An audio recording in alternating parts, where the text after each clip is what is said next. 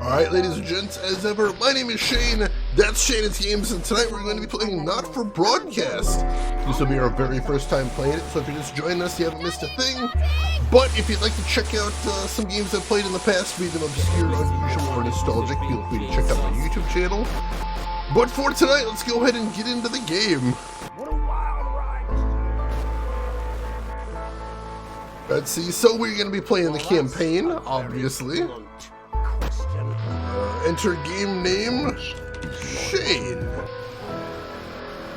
Continue. Alright, so they have a bunch of different difficulties here. We've got story mode, experience the story without the stress. Non-broadcast mechanics are off, viewers are very forgiving, so that's easy mode.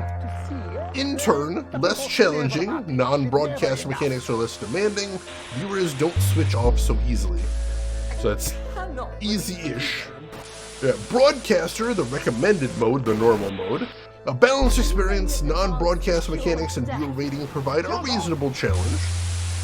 We have showrunner, a real challenge. Non-broadcast mechanics are more frequent and more difficult. Viewers stop watching quicker. And we also have custom, which is where you can fine-tune all the different difficulty sliders to how you actually want to play it. So we will be playing on broadcaster because that is the recommended difficulty. So we'll give that a shot.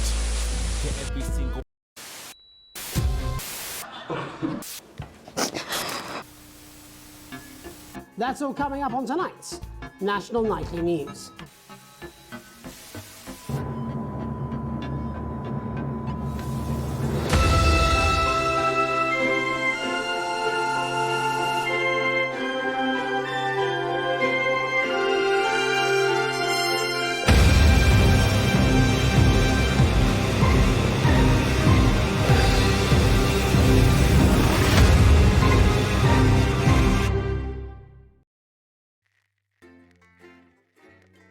Alright. Music's a bit loud. That part in particular is super loud, and there's nothing I can do about it. Let me know if the music continues to be too loud, but I think that part in particular doesn't respect any of the sliders in the game. Because of course not. Day 1, the election. Alright, so I can use WAS and D to look around the studio here. Also, let me just real quick make sure they didn't change my settings. They did change my settings. There we go. I had changed that. They apparently didn't make it stick. Sticking now? It's sticking now, hopefully. Is the tower the doctor fell off? I saw that episode. Let's see. Kellerman's game reminds me of Command and Conquer. Oh my god, yes. I miss the Command and Conquer FMV era. Hi, David, I have a call for you. I'm just putting it through. All right, mate. Dave here. Listen, I know you've only come in to clean up the place, but I've got a bit caught up, so you're going to have to run the news tonight. Now, don't worry. It's not hard, and I'm going to stay on the phone and help you. First, I'm going to give you a quick tour of the broadcast room, so if you're not doing it already, look forwards towards all those screens. Right, look up at the top. That coloured bar is your audience. You want to keep the viewers going up and not down. Underneath that, you've got the screens. The one on the right is the broadcast screen. That's what the viewers are seeing at home. It's only a couple of seconds behind the master screen there in the middle. That's the one you control. Now, the 4 small screens on the left show the different signals coming from the studio, and you can choose between them using the numbered buttons on the vision mixer at the bottom left. Don't worry. I'll talk you through it and you'll pick it up in no time. Now, have a look to your left. Alright. These plugs control everything in the studio. I've left them set up for you, so provided you haven't fiddled with them, all you have to do now is throw the master trip switch and we're in business. Once you've got the power on, face the front again. Alright, seems reasonable so far. So you're just putting the perishables away. Ooh, nice stuff there. 5 minutes of PVS? I mean, kinda. You can see on the broadcast screen that we're in the end titles for the show before us. Fortunately, they go on for fucking ages, so there's plenty of time for me to explain... Oh, right, okay, they're over, so we haven't got long now till the broadcast. Right, quickly, mate, look down under the desk. You can see a load of videotapes on the left. They're your adverts. Pick any 3 and load them into the machines on the right. When you've done that, look up to the front again. Okay, sure? Yeah, why not? You should be getting a signal from the studio soon. When you get the signal, select screen 1 with the vision mixer and we're ready to go. Prawn and mayonnaise? You know seafood makes me come out in pustules. Yeah, I thought it might increase our viewing figures. Every day. You offer me prawns every day. 10 seconds, everybody. It's how I show love. You're trying to kill me. And yet you persist. Going in 5, 4. Good evening. I'm Jeremy Donaldson. Our main stories tonight. Okay, Moving we're on all up. good. The election Next win is going to be to that throw Essex the said news just couldn't titles happen. on screen 2. Hopeful or There'll be a hostile. countdown, but I'll Controversy count you in as global well. mega Just corporation relax, members mate. and It's all states gravy. Buys Honest Andy's totally independent and corners the flowered market. Top chap. Oop. As popular footballer Johnny Hamsleeves wins Sports Personality of the Year. And a spoonful of sugar. Meghan will be chatting with movie star Lawrence Blunderclatch about his new movie, The Medicated. And, of course, we'll be going live to Advance headquarters to hear what the leaders of this fledgling party have to say on their historic victory. Right, button That's 2 all coming up on in tonight. 3, National 2, Nightly News. 1. Lovely, mate. Next thing is to throw back to Jeremy with button 1 when that globe in the middle shrinks down and vanishes. I'm doing it! We're covered. We're gonna stick this landing.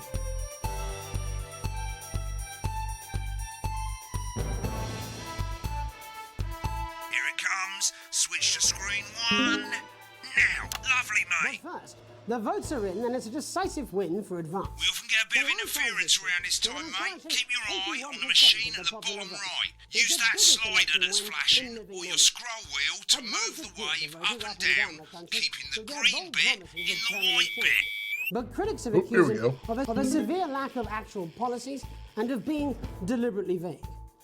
Careful The opposition now. parties have all conceded defeat to Advance's overwhelming mandate, but have yet to appear publicly. However, former Home Secretary Right, it's Geoffrey going Joseph well. has All you've got to do issued a now is statement play the which advert at the end we of have the all been segment. seduced Make by sure the you don't Tory play it too rap early or but we'll have all yet to get see the fired. content. Now the clock at the top Sounds is like counting you Sarah down to hates the the music. advert. When it reaches 0, press one of the 3 play ad buttons over there at the bottom right. I normally play the first one at the first break and so on, but you can play them in any order you want. I'll count you into it as well, but keep your eye on the clock. To hear the co-leader's acceptance speech. And 3, That's all coming 2, up. 1, advert. 1 minute back, everybody. Jeremy, I need you to fill after the ads. What? Why? Wanker Snatch is running late. I thought I'd ask him about the election. Personally, I wouldn't try to confuse him with any big words. That's the same policy we use with you. I thought that was our little secret. That's all right, he doesn't remember anything I tell him. I'm deeply uncomfortable with your burgeoning friendship. Love you too. Yeah. Wicked. We've made it to the first ad break. You're doing great, mate. But this is where it starts getting a bit trickier. This next sequence is what we call a multicam sequence because you're going to be cutting between multiple cameras to keep things interesting. A lot of it's down to personal taste, but here's 3 good rules of thumb. 1. Try and keep the shot on whoever is These doing the aren't my talking. cards. Please tell 2. me these aren't my Don't cards. stay on the same shot for too long. 10 seconds at the most. So if you're on the person who's talking, try and throw in the odd reaction shot or pull out to the wide shot for a bit just to keep it interesting. 3. Don't stay on reaction shots for too long. A couple of seconds is usually enough. Then the audience want to see who's doing the talking, yeah? Stick to these rules and you'll be fine. It's not as complicated as it sounds. You've seen programs on television, haven't you? Make it look like those. Might as well get screen 1 selected now. No need to wait for the broadcast to start. Try and stay ahead, mate. We're coming back from the break. Quiet in the studio. Thank you so much. 10 seconds, everybody. Going in 5, 4, 3. I have to write this down? Will there be a test? Oh god. Welcome back to the National Nightly News. Later, we'll be hearing from shock election winners Advance. But first, Get I'll ready to bring go in to Meghan reporter on screen Megan 4. Wolf is here with a star of both stage and screen. Megan? Thank you, Jeremy. Megan Wolf, culture correspondent. And today I have a guest who starred in everything from Shakespeare Right, go to Shopfront Blunderclatch films on screen and 3 when she says his joined name. today by none other than Lawrence Blunderclatch. Thank you so much for coming on. Oh, my dear, I do hope you believe me when I tell you that being with you here today is among Switch the to 2 for the wide now. May I say, having you here with us is among ours. Right, now just try and So stay you on just whoever's finished filming talking. your latest movie, which is called The Medicated. The medicated, yes. Wow, what was that like? Well, as I said to Peter at the Wrap, that's Peter Jensen, the director. Give us a look at Megan's He's a reaction. wonderful chap. he Lovely. really Now back is. to Thunder Twat. I worked with him on several movies, all terribly successful. I said to Peter, what a wild ride this has been. And you know what, Megan? I really meant that. Wow, that is fantastic. And am I right in saying that the character you play in this movie is quite an academic one? Absolutely right. A scientist. Was that a challenge at all? What exactly are you implying? But seriously, yes, you're right. It was a complete departure from my last starring role when I played Sergeant Brock Rockman in Bullet Man. You'll remember that that was the true story of one soldier's fight for a love that surpasses all others. A love, of course, for freedom. I think it's grossed over $1 billion, but honestly, who's counting? It's a role that saw you scoop 2 Best Actor awards, if I remember correctly. It's so sweet of you to mention it, but I really am not in it for the awards, although those 3 little statues do take pride of place on my mantelpiece. With all the others, I'm sure. So, if you're not doing it for the awards, what is it then that drives you? Oh, that is a beautiful question, Megan, and not easy to answer. Like you, I'm afraid. Cut me, and I will bleed. And often, that's how it feels, doesn't it? Doesn't it? Bleeding, giving, suffering for one's audience. I suppose in the end, I do it for the difference it makes. I do it for the people that I inspire, the little people. But most of all, I think I do it for the positive change that I can bring about in the world. And today, of course, we're in for some real change, it looks like, in the coming few months. What do you make of this historic election result? Oh, well. Well, now you're asking. Historic election result. Indeed. Historic is the word. Well, it's difficult, isn't it? Very difficult. But I think I've always been quite clear that when it comes to politics, one should always strive to not fuck things up. Shit, he swore. Oh, well, don't worry, he won't do it again. Sorry, I said fuck. Shit, he did it again. Okay, don't panic. I'll explain how to deal with swearing at the From break. The Medicated, which opens next week. Right, around they've the swapped the country. shot of Jeremy on screen 1 for a VT of the movie clip. You'll get a countdown on the screen, but I'll just let Megan cue you in. My character, Dr. Lance Hemlock, is faced with a decision that could affect humanity's very survival. Exciting stuff. Let's take a look. Cool, looks like Blunderclatch is losing it in the studio, but we ain't got time for that. There's more interference coming. It's a bit trickier this time, mate. Use that little flashing joystick to the left of the knob, or hold down your middle mouse or Alt on your keyboard, and as the frequency changes, match it to the white bit by dragging right. Get the speed right. Now we're going to squash the frequency back by dragging left. Nolans mustn't think of Carol. That's Dr. Lance to you, Miss Flanagan. We'll do for now. Next, we're going to change the amplitude. Same as last time. Little joystick or hold Alt or middle mouse, and this time push upwards. Upwards, mate, upwards. But I didn't listen. Doctor, I'm drowning, Lance, you said. you need to see this. Right, now let's match it back by going downwards.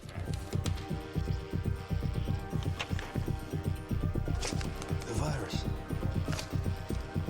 The sterility. This formula, this is the key. We could stop it all. Yes! Not bad, you'll get it with practice. We have to ask ourselves, the end of the clip, you'll want to play another ad. Remember to use the clock at the top to count you in.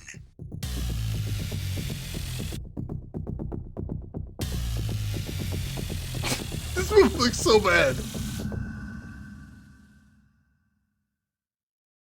Right, I guess I better explain how to deal with bleeping out swear words. As you've probably noticed, the broadcast screen, here, is about 2 seconds behind the master screen, here. When someone says a naughty word, the bleep button lights up, like this. 2 seconds later, you'll hear that swear word going out on the broadcast, and you need to hold down the bleep button or the spacebar on your keyboard for as long as the swear word lasts. It can take a bit of practice getting used to hearing 2 things at once. Just stay calm and you'll get it. And if you can't tell when to bleep, just above the button, you'll literally be able to see the sound scrolling by. All you got to do is hold it down while the red bit is over the red line. Simple. Of course, if you do it by eye, you'll have to take your eye off the screens. That's why real professionals do it by ear. Most people like to have the volume of the broadcast screen a little bit below the master screen. Let's set it now. As you turn it up, you'll hear the advert getting louder. Good. You're set to start censoring. Like I say, it takes a little practice, but I'll try and help you through it, and soon we'll have you bleeping like a pro. Remember, button lights up, count 1, 2, and hold it down. Alright, we can do that. That seems reasonable. Relentlessly welcome in. Remember to select screen 1 now that you've got the feed. Don't wait for the broadcast to go live. That's too late. You can use the number buttons on your keyboard, 1 to 4. And Allie Lords would welcome in. 5, 4, 3. Welcome back.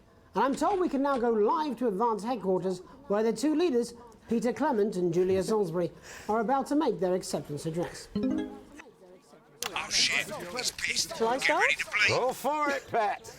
Okay, well, thank you all for coming, and, well, where do I start? What a day. They said we couldn't do They it. certainly did. They used every dirty, low-down, lying, southern bastard trick they had against us. But you, the people, Nice. you saw right through their shite. I'm sorry about the language there. Sorry about that. I've had a it down couple a of bit long there, celebratory mate. pints. Makes me coarser than a granny's fanny. Memorably put. Perfect. But to be honest, who can blame Peter for celebrating? Throughout the campaign, you've heard us say that Advance are not a political party. A party is what you have when things are going well. Been on that shot a bit When the long. country is suffering, you don't need a party. You need a team. A team that can change things. But today is day 1 of a new future. A better, fairer future. So perhaps we should all be celebrating. Except for the rich. For them, the party's over. They shouldn't be celebrating. They should be putting their shitting pants on and opening their dusty checkbooks. Again, colourfully put, but not inaccurate. Before we came out here to address the nation, we used our executive powers to pass the Assets and Wealth Act. Working with the tax office, we have produced a definitive list of every person in the country with wealth into the millions. You know the sort of, probably you rather you don't. Because the likes of you and me are not welcome in their gated communities. Tomorrow, we will be introducing a sweeping reform of the tax system in this country. No more hiding wealth offshore, no more trust funds or creative accounting. A simpler, fairer, unavoidable set of tax laws. So all you bastard public school snobs have got nowhere to hide. And earlier today, we revoked your passports. You want them back? You want to leave Remember the like you 10 threatened second before rule. the election? That's fine. But first, you're going to pay up. You're going to pay back. Advance are going to turn this country from a nation of warring individuals into a team. To properly fund health and education. To raise the living standards of us all. The pundits said we'd have to raise billions. But you'll see when we've reclaimed what's ours, that's absolute ferret shite. So to you posh twats, The people who pay you a pittance to serve them drinks in their private clubs. The people whose children you raise. so they've got time to get even fucking richer. Advance have this to say to you. It ends today. We are coming for your sports cars and your mansions and your vineyards. It ends today. We will put the wealth of this country back where it should have always been, in the hands of the people who created it. It ends today. Yes, it ends today. And tomorrow, we'll start making it fair again, just like we promised we would. And until then, ladies and gents, I suggest we all get pissed. I can't argue with that. Thank you for your time. Well, an interesting acceptance speech there from the leaders of Advance, and our apologies for the fruity language. Hopefully we got that bleeped out for you in time. If not, someone's going to be in trouble. So, as the country braces itself for new government, that's all from us this evening at the National Nightly News. We'll be back tomorrow with full coverage of the first day under Advance. I'm Jeremy Donaldson. Have a peaceful night. Right, looks like you've got it now. Thanks for all the help, mate. I've got to go. Ferry's about to leave. Probably won't be coming back. Job's yours, mate. Good luck. Same old boring politics then? Is this some weird fever dream? Am I dying now or something? You should be so lucky. I'll see you tomorrow night. Not coming for a drink? Nope, got a date. Lucky you. Try not to get murdered. Broadcast complete, challenge room unlocked. Whew, alright. And of course we had Johnny Ham sleeves up there.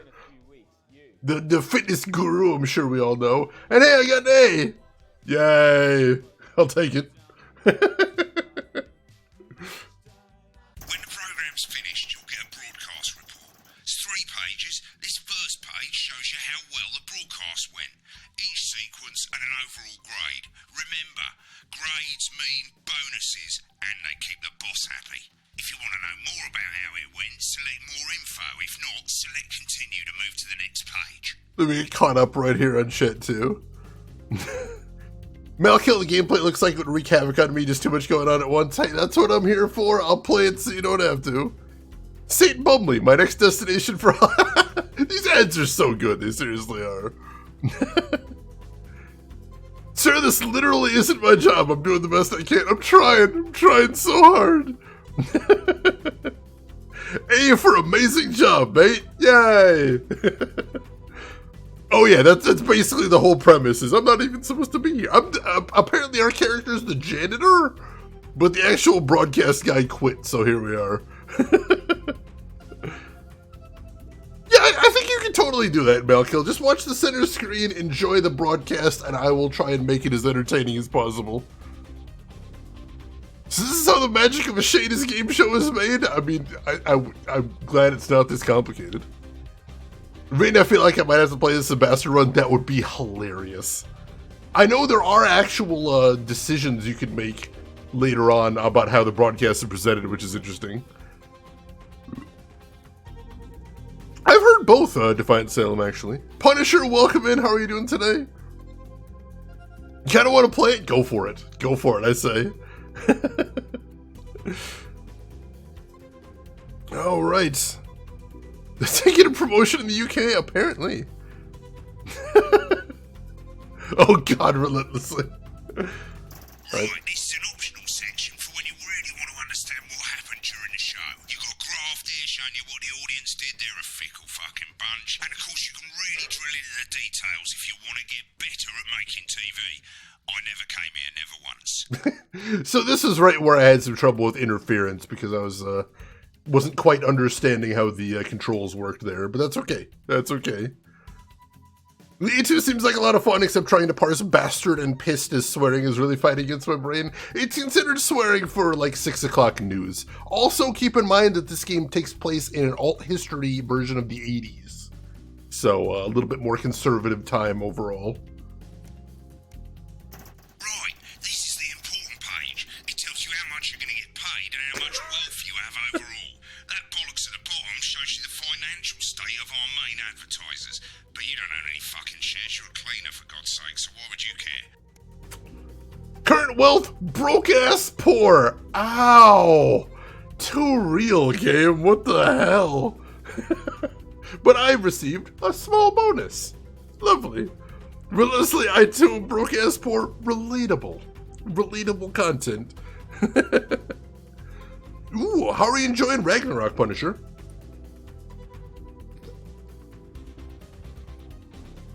This is the last page and it tells you the state of the world, tells you how well the government's doing, and down the bottom there, this one's important, tells you what Channel 1 currently thinks of you.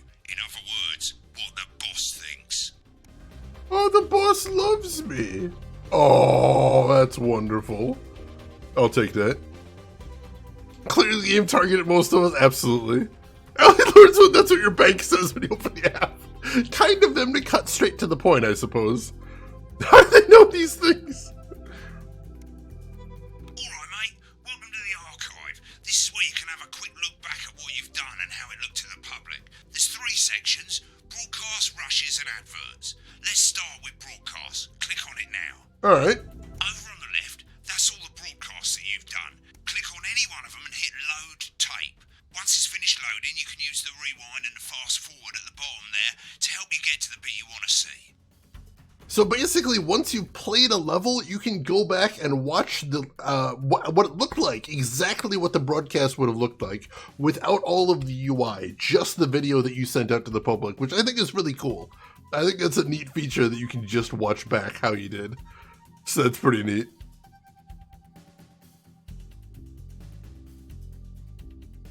Let's see, in Persona 5, there's an NPC simply titled Broke-Ass College Student. Every time I encounter him, it's like, there he is! The most relatable character in the game. Seriously.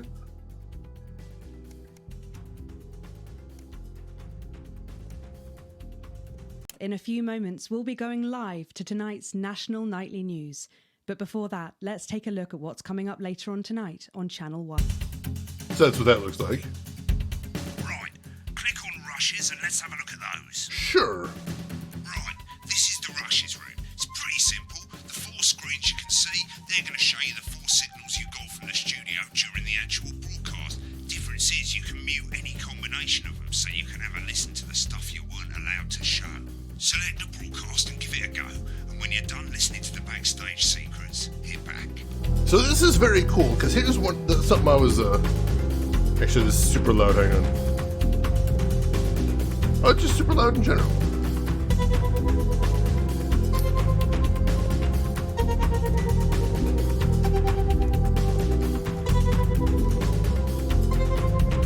Yeah, I don't know why I got super loud all of a sudden. What the hell?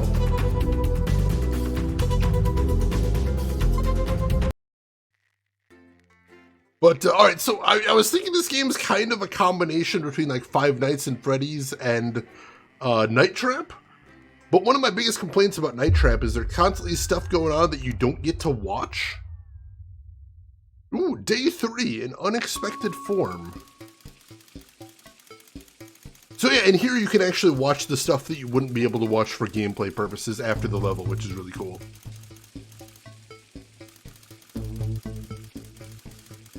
So yeah, if there's stuff that you can't put on TV that you want to watch, you can do that, which is pretty neat. Alright, Day 3 in unexpected form. You arrive home to find on the mat, posted on the mat, most being nothing more than the usual junk mail. One letter, however, catches your eye. The team wants to know you. Curiosity gets the better of you and you open it. It's a form from the new advanced government asking for information on all citizens. The first page is filled in already. Your name, Alex Winston, that's us apparently. Your spouse, Sam Winston. Your children, Charles Winston, age 14, and Susie Winston, age 19. Well, you muse, unless they got the basics right. The rest of the questions are left for you to complete. They appear to be mandatory. Question 1. Upon starting a new job, you would...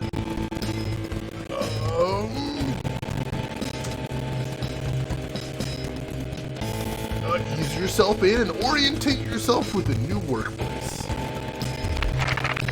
Question 2. A colleague in a different department has confided in you that they've been taking home confidential information. Now, a file of minor importance has gone missing. You would report the violation to your superior immediately. Question 3. An entire department was fired today for consistent underperformance. Your boss has put in place new targets that are significantly higher than the previous ones. You would stay late to ensure you hit the first deadline. I mean, what am I supposed to put here? This is going to the government. Question 4. It's the annual company barbecue, and you and your family have been invited. You are looking forward to enjoying a nice day out with friends and family. I mean, yeah, I'd quit, but you know, for government purposes, I would definitely stay late and work very hard. Yeah, I know. Some of these responses are amazing.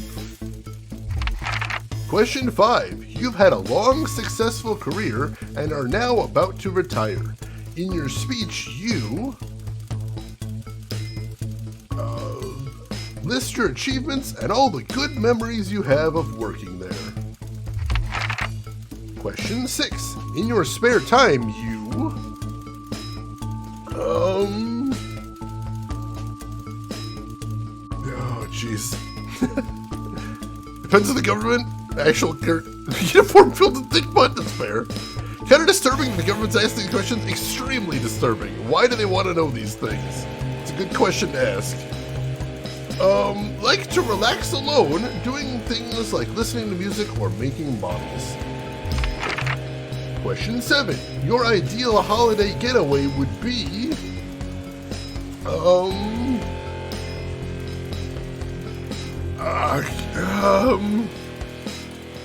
a romantic getaway with your partner to a tropical island paradise. Why are they asking these things? Question 8. It is most important that the government keeps the people equal. Thank you for your cooperation. Advance knows your time is valuable, and we appreciate your help in leading the nation to a brighter future. Jane is ready for his British citizenship. Yes. Stream games and drink void juice for an audience. Delicious. No holiday, only work. Oh god. Well, that was weird. Day 6, a family matter. It's late. Sam and the kids have gone to bed. You're just drying up a favorite coffee cup, a worn-out souvenir of your first trip together. The print's faded, but the goofy face still makes you smile. A knock at the window brings you back to reality. There in the garden, clutching a gaudy neon green suitcase, is Chris, Sam's sibling. As soon as you let them in, they sit at the kitchen table, visibly stressed. Chris takes a deep breath. So this is our partner's sibling. I'm so sorry for busting in so late, Alex, Chris stammers, but I need a favor, and you're the only one I can ask. Are you okay? Should I go get Sam? No need to worry, Sam. It's you I came to see. I just need 2 minutes. You've heard about the Assets and Wealth Act? Not really. It must have passed me by. Chris's face is screwed up tight now. They're taking people's hard-earned money to fund the lazy. I'm not saying the top 1% or whatever don't have stupid money, Chris adds hastily, but they can afford it. People like me, we're gonna lose everything, and that's why I'm here. Why do I get the feeling I'm not going to like this? Chris's eyes seem to be resting comfortably on the floor tiles.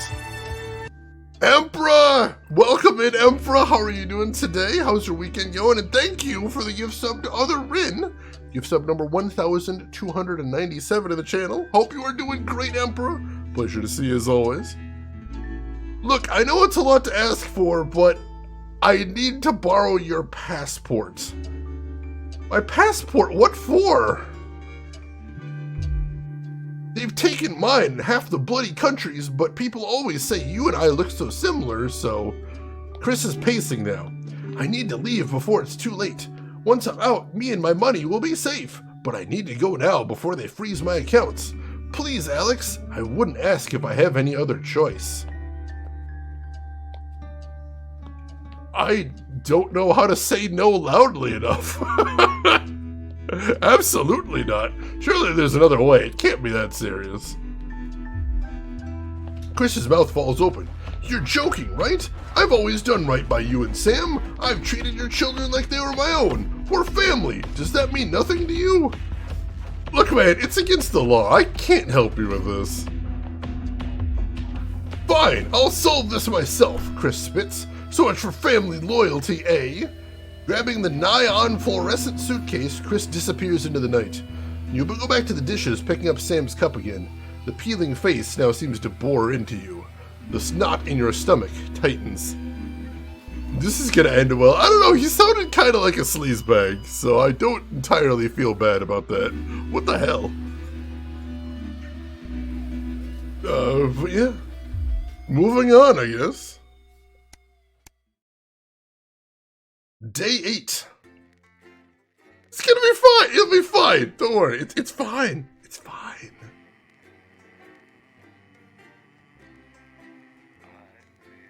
That is nice. I like that's good game design right there. That's thinking well ahead right there. Not pigeonholing any sort of gender or relationship for the two of them. So that's cool. Good catch there as well, relentlessly. This is true as well, Trinidad, most definitely. Day 8, The Fallout. Blackrock, I'm loving this game. This is so cool. Although the Fallout sounds grim. I'm a little worried about that. Alright, mate, it's Dave. Oh, Christ, it's noisy in here, Jesus. Right, hang on. Let me just get out some flags, darling. Yeah, I'll take that one with me. Cheers. Right, that's better. Let's get set up and get on with it, eh, so I can get back to my guests. First of all, let's get the power on. You need to get at least the bottom 4 plugs on.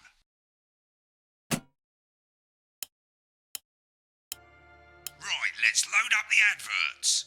You might want to have a bit of a think about it. Your decisions have consequences, don't they? Yeah, this one says, should we play this? Is this toy safe? Let's not do that one. Let's try that one. Let's do this one. And let's put Crazy Neil back on. I like him. Right, you can see they finally got the old headline system up and working again, and the Vision Mixer's already in headline mode because headlines always come at the start. It's really simple, mate. These 2 buttons at the bottom of the Vision Mixer, you can see they now have A and B on them, and they're to help you pick image A on the left bottom screen here, or image B on the right bottom screen here. It's really simple. This little clock here will count down the number of seconds you have to make your decision. Provided you make a decision in that time, you're fine. And you can change your mind as much as you want until the clock reaches 0. But if you don't make any decision, you'll be fired before you even get to make another choice. I just want to say one more thing, mate. The pictures you choose to show of these people, well, that's how the public is going to perceive them, and that's going to affect their lives. So like with the adverts, choose carefully. No, and we're off. Good luck, mate. If I get time, I'll call you back in the next break.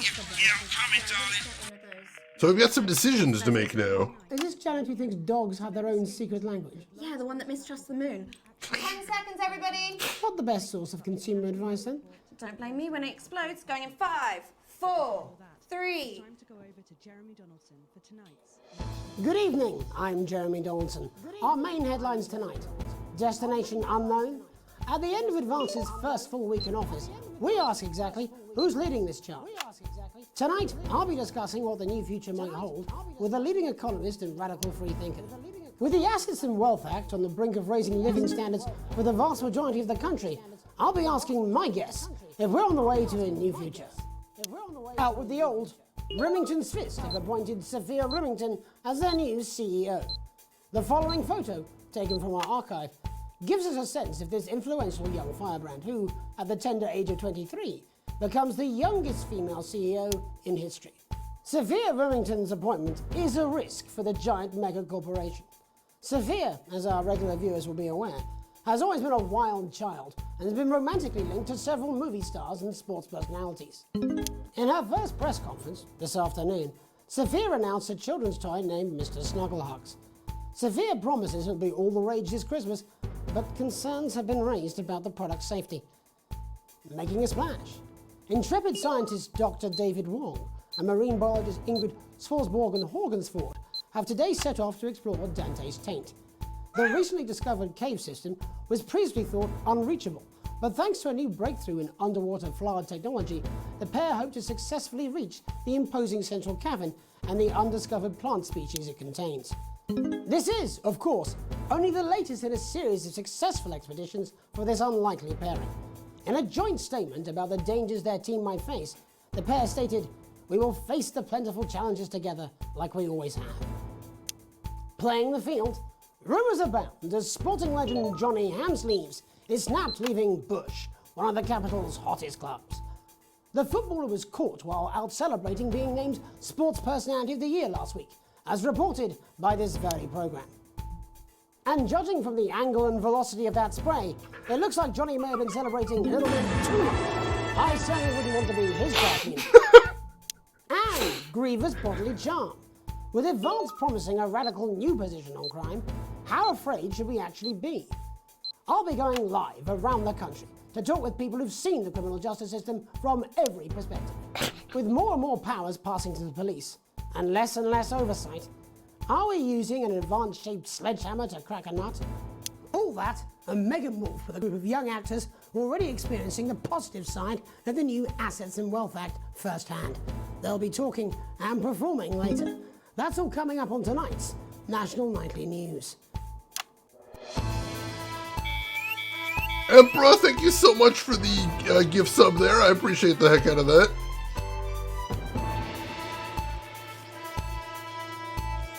Come on. Keep it together.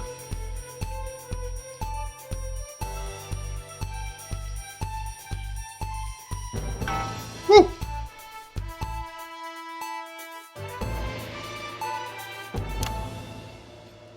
In the wake of the government's swift enactment of the Assets and Wealth Act, we're talking about Advance's first week in office and what the new future holds. Joining me are Katie Brightman, a leading economist, and Alan James, author of Alan James is Right, The Free Man's Guide to Waking Up. Alan, the government certainly haven't dragged their heels on delivering some of the legislation they promised, but what does the Wealth Act mean for us? Nothing, Jeremy. We're still vassal slaves, we're just in prettier cages. A confident dismissal there. Katie Brightman, do you agree? I'm afraid I don't, no. I think that Advance have realised that the current economic system of unlimited, unending growth is untenable, so they're changing things up. There I agree with you. They're moving to the next steps in the grand plan.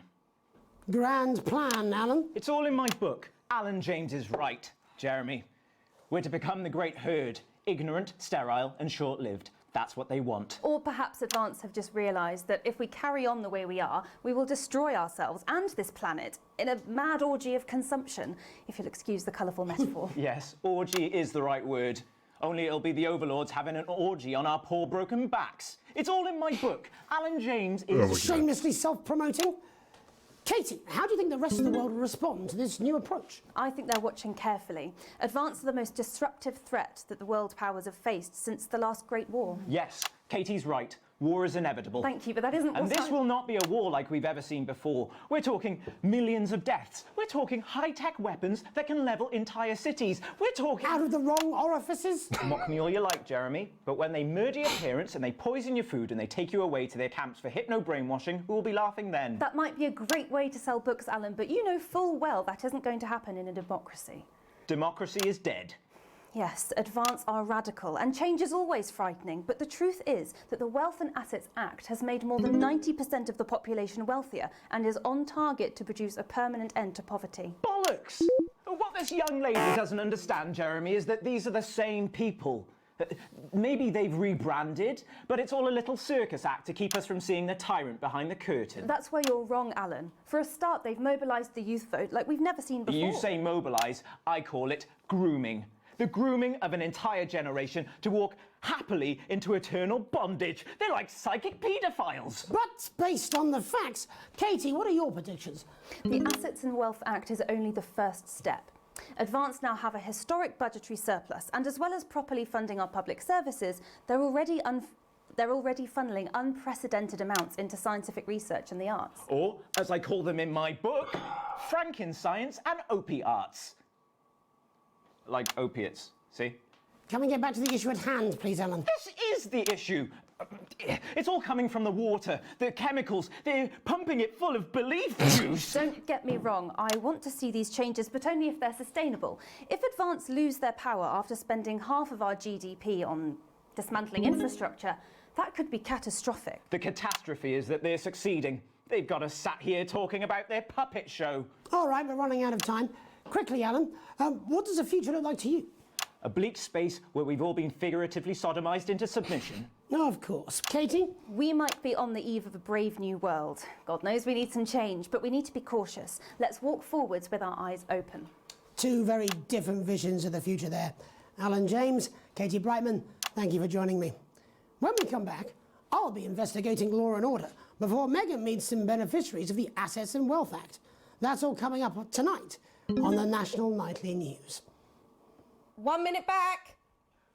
You know, I think they might do some good. I hope so too, Jeremy. How much are you being paid by them then? Shut the fuck up, Alan. I've never heard so much shit in my life.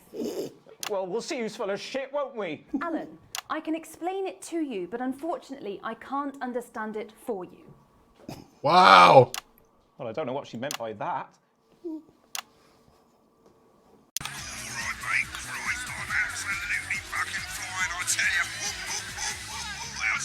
Actually, fuck it, I don't care, I hate the fucking news. Oh, bloody hell, I love this tune, though. All right, mate, see you later, bye! I've set up a word, all I can do. 10 seconds, everybody. Is little JD scared of the big bad culture with butter? If that sticks, I'll destroy you. 5, 4, 3. Welcome back. In our second segment, we're going to be taking a deep dive into the state of law and order in our country. Advance have already tasked what they are calling a solutions team to move this serious social problem to the top of the list. Tonight, we go behind the headlines to meet the people who live with the criminal justice system every day of their lives. First up, we have Gregory Judge, a lawyer who sees the problems close up on the front line. Can you hear me, Gregory? Yes, I've got you, Jeremy. Thanks for having me. What's it like on the front line of the hard face of the cold hand of justice? Well, as you can imagine, Jeremy, we are massively understaffed in this country. We're working every hour we can just to try and cope with the caseloads on our desks. Which must affect the quality of support you can offer. Well, we can barely keep up with demand, Jeremy. There just simply isn't enough being done at a systemic level to relieve the problem. Greg? We need more support from ministers. Helen, what are you doing? We need change at a structural level, I'm Jeremy. leaving, Greg. Not a good time, darling. It never is it? I'll be at my mother's. Just hang on. The problem isn't a local one, Jeremy. It's nationwide. Just give me 5 minutes. I'm talking to Jeremy Donaldson. Oh, have you mentioned your affairs? No. Well, the affairs of the Justice Department that we should be concerned about. Hello, Mr. Donaldson. Hello, Mrs. Judge. We need legislation to relieve the pressure on our public Sorry servants. to interrupt the news, Mr. Donaldson. Can I have a moment to tell my husband I'm leaving him? Yes, I totally understand. Quite the picture of a burdened legal sector there. Gregory Judge, thank you for joining us. Police Chief Constable Bob Peel, a man with a very different perspective on our nation's crime. Do you think there's a problem with the system, Bob? I'm sure we all do, Jeremy. I am sure we all long for a return to the days when you could safely walk the streets of your community at night, looking in through windows and generally enjoying your neighbours without the risk of being terrorised by some thug with a knife. Or kosh. So you feel the streets simply aren't safe anymore? Where have we gone wrong, Bob?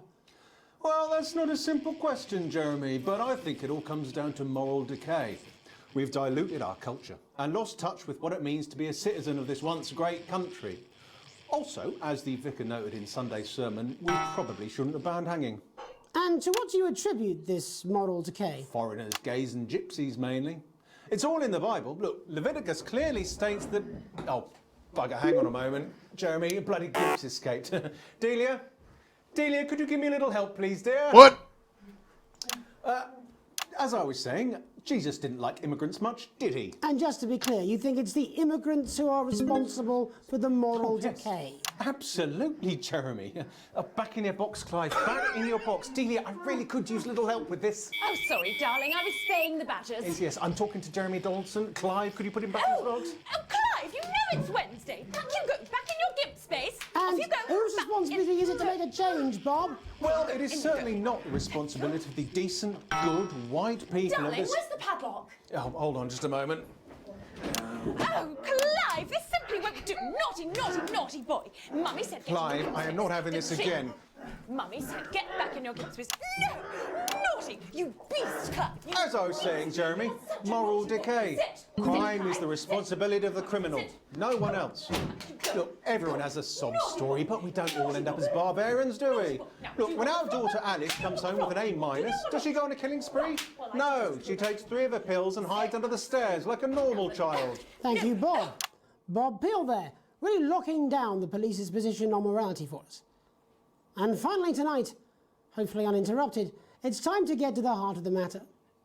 Tony Dawson has recently been released from prison after serving 3 years for aggravated assault, burglary and menacing a swan. He's agreed to talk to us today, which is also, I believe, his birthday. Many happy returns, Tony. Cheers, Jez. Call me Titwank Tony. Everybody else does. No, I'm not going to be doing that. Can you tell us what it's like in prison, Tony?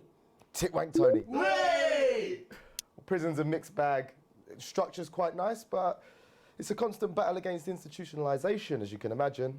And obviously, titwanks are quite hard to come by. I'm picking up that you're not alone there, Tony. Titwank Tony. Hey! Yeah, sorry, my friends are throwing me a surprise party. Good bunch of lads. OK, well, we're trying to let you get back to that party as soon as possible. First, let me ask you this. Do you feel that your time spent in prison helped to rehabilitate you in any way, Tony? Titwank Tony. Way! I don't think it's as easy as that, Jez. Sopen! Yeah, I think asking that is an oversimplification. It sounds like it's getting quite busy there, Tony, but let's try and soldier on. Since leaving custody, have you been able to find a new job? Yeah, all the boys are here. There's Big Chris, Oi, oi. Little Chris, Oi, oi. and Vampire Chris. This one's, yeah? Yep. One sec, love. Titwank Tony's on the news. Rehabilitation's difficult with the current system, Jez. It's just not set up for it, you know? It's inherently unjust. Sopen! So, do you feel tempted to... I'm sorry, who's this? Sopen! You are joking. Chrissy Free Bollocks has only got Mr. Fancy, oh. Not now, fellas. I'm on the news. It seems like we've caught you at a bad time. For the little boy. Oh, I can't really hear you, mate. It's getting a bit busy here. Jesus. Yes, we seem to be losing the signal here, Tony. Fucking way, let's believe that! Well, we're just trying to get that signal back. I think we've... Yes, Tony? Tony, I mean, we're literally away for 2 seconds. How does this happen, Tony? Can you hear me?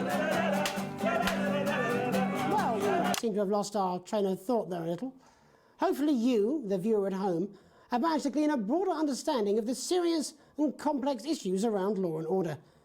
After the break, Megan will be live with some plucky young thespians. Don't go away. We'll be back after these messages. What is happening? Everybody? That went well. Mate, I ain't got long and I'm quite drunk. It's been a great night. In this next section, there's a bit of music. If you edit in time with the music, you can see the result on the Vision Mixer, and the public will love that. Don't worry if you don't, though. You won't get punished for it or nothing. Just try and stay in the groove. Also, one last tip. When the music starts, turn down the broadcast volume. Right, enjoy the music bit. God, I love music. God, I'm so pissed. I think I might go and throw up in a bit. Look, it's all right, I've got this. I'm sure he's on his way. Come on, it's welcome back. How hard can it be? This is on you. 10 seconds, everybody. We're going to open on Megan. Camera 2. Going in 5, 4, 3. Welcome's Black. I'm Megan Wolfe, and on tonight's Culture Spot, I'll be chatting with one of the first beneficiaries of the Assets and Wealth Act, a team of inspiring young people from Scritchford Sixth Form College who today received a grant from Advance to take their play, Hey, Friendship, on a tour of local secondary schools. Welcome to you all. Well, let's start with you two, Harriet and Charlotte Winstanley-Hamilton. Girls, you must be thrilled. We are, Megan. We're overwhelmed, to be honest. And I believe you two are sisters, is that right? Yes, Charlotte's my oldest. I'm the older, more popular one. Only joking. Harriet and Trey were really the ones who came up with the whole idea. So, Harry and I were shooting the breeze in the cafeteria, and I said, hey, let's actually do something. So I went to look for a drama teacher. But she'd been laid off due to budget cuts. Fortunately, I directed a pantomime when I was at university, so I knew the ropes, as it were. Oh, right, yes, but you're the maths teacher, aren't you? Yes, that's me, Jeff Algebra, maths teacher. Maths is really important. Oh, thanks, Steve. Maths is really important. Yeah, thanks, Steve. As is theatre. It's one of the oldest art forms in history. Aristotle believed. I just think that when we travel around all these problem schools and the poor kids see us, they say, hey, I really want to be like those attractive kids. And that's a very beautiful and powerful thing. We touch our audiences and they touch us right back. I suppose with a surname like Algebra, there was really only one choice of career for me. My wife, Angela, and I, we often laugh about it. Angela Algebra. Yes. We just want to bring a bit of song and joy into people's lives. And teach people about the difficult issues. The issues in the play are what really matter. And I think you're going to be showing us an extract from this play, aren't you? Yeah. That's right. To put into context, I play a young first year who's having some troubles at school. Her character doesn't actually have a name, yeah, because in a way she's like all of us. It's like a metaphor. Maybe she's you at home, or like, maybe she's you, Megan. Maths is really important. Yeah, thanks, Steve. Put it in, Coach. Yes, thanks, Steve. Right, well, I'm going to have a little chat with your teacher while you run off and get ready. I can't wait to see it. That's it, that way. So, Jeff, when did you first hear about the grant? 2 days ago. A letter from Advance arrived at the school. Now, the headmaster thought it was all a prank, but his secretary retrieved it from his bin and brought it to me. How? How did you react? I also threw it in the bin. But then Harriet and Trey rescued it, and they rang the number at the bottom of the page, and next thing you know, we're on tour. Wow. Well, I think we can all guess which way you'll be voting from now on. Do you know what? It's funny, because Angela and I don't usually vote. We're not very political. I'm a mathematician, of course, and she's a paraplegic, mainly. But we did used to watch that Peter Clements DIY show back in the day, and so we thought, why not? Let's have a go at this old democracy thing. Okay. And here we bally well are. Good stuff. Fucking brilliant! So, let's have a look at a short section of Hey, Friendship.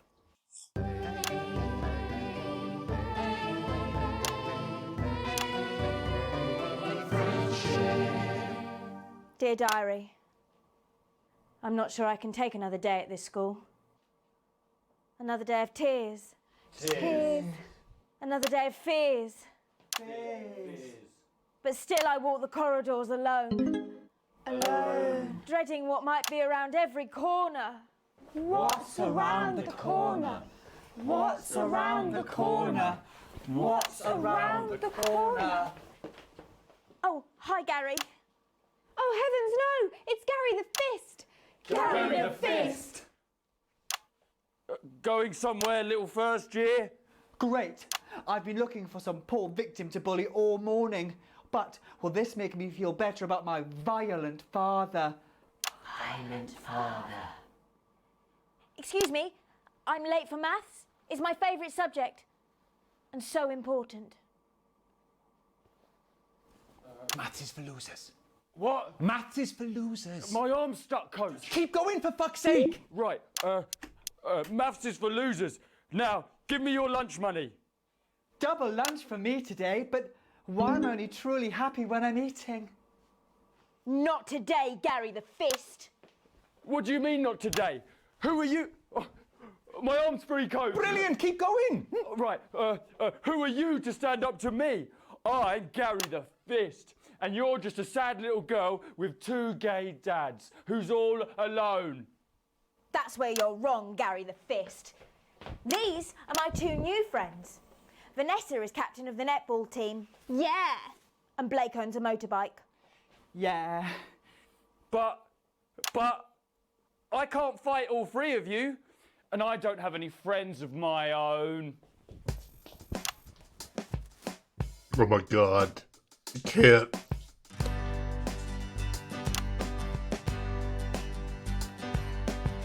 Take a look at me. Take a little look at my face.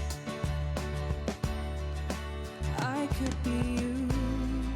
She could be you. And you could be me. Or you could be me. Life can be cheeky if you work as a team. It's my choice to be mean. So stop now, make a different choice. Listen to that inner voice. Hey, listen up, I won't take no crap. Who said middle class girls can't rap? I ain't afraid of your cruel laugh. I'm a Hey, Raiders. rebel, but I still love maths.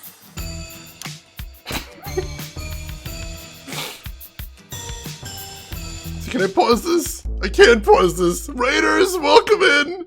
Dr. Butt Lasers, how are you doing today? How was your stream? What were you playing? Tell me everything. For anybody that doesn't know me, my name is Shane. That's Shane's Games. I play the obscure, the unusual, and the nostalgic. And today I am playing Not for Broadcast, an absolutely, positively ridiculous game about running a news station. And this is insane. I don't know how to deal with this. This looks magical. Yes. Yes. This I don't even know how to describe what's going on right here. Playing some Elden Ring. How's that going? Hope you are making some good progress in there today. Hope you're enjoying it still. And also Sloppy Hopkins, welcome in. Let's see. Ken A now. Hope I'm pronouncing that right. Welcome in. Blind Dragoon, welcome in. Gim the Beard, welcome in as well. Ferguson, welcome in. And Johnny Aki, hope you are doing well. Welcome into the channel. Made some great progress today. Congratulations. Johnny, yes, this game is insane. It's kind of a combination. It's kind of a combination of Five Nights at Freddy's and Night Trap. In the sense that you have all this footage and you have all these controls, and you have to make the broadcast look good, despite the fact that everything is psychotic at all times. Like this horrible, horrible music performance we're seeing that I'm trying very hard to make coherent, and I don't think there's any way to do this thing that I'm trying to do. But gosh darn it, I'm trying. Five Nights at the BBC. Yes, that's perfect. Oh my god.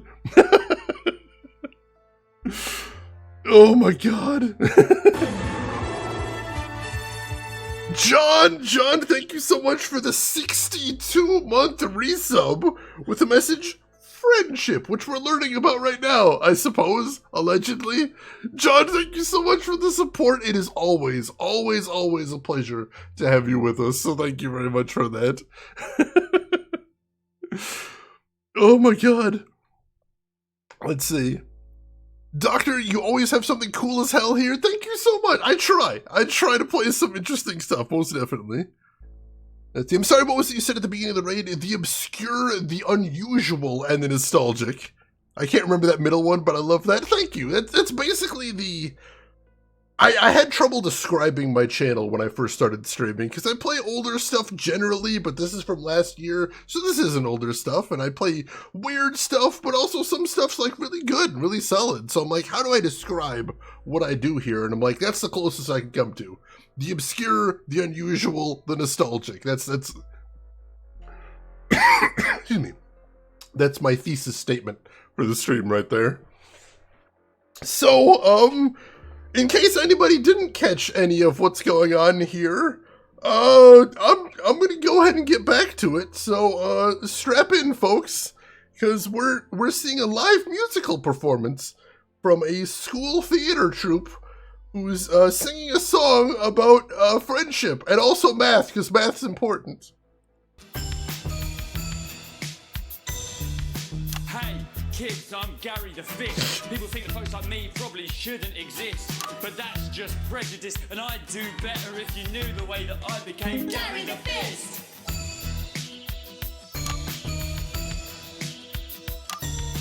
I grew up on a council estate. The park was hip, but the flats weren't great. My dad used to come home drunk and late, and he'd hit my mum for dinner, he had to wait. Where's my dinner, woman? It's not ready. Where's my dinner, woman? Go. Don't make me ask you again. Hitting women is wrong. I guess life's pretty hard on a council estate. Life's pretty hard on a council estate. Life's pretty hard on a council estate. Life's pretty hard on a council estate. Life's pretty hard on a council estate. Life's pretty hard on a council estate. Life's pretty hard on a council estate.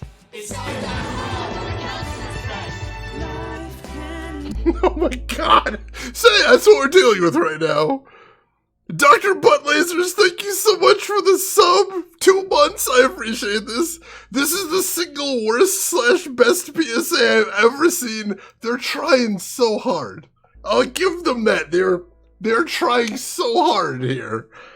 They're not actually succeeding in any way, shape, or form. No one would listen to this, but gosh darn it, they're trying. Punisher, what are you watching? I'll let you know once I figure it out.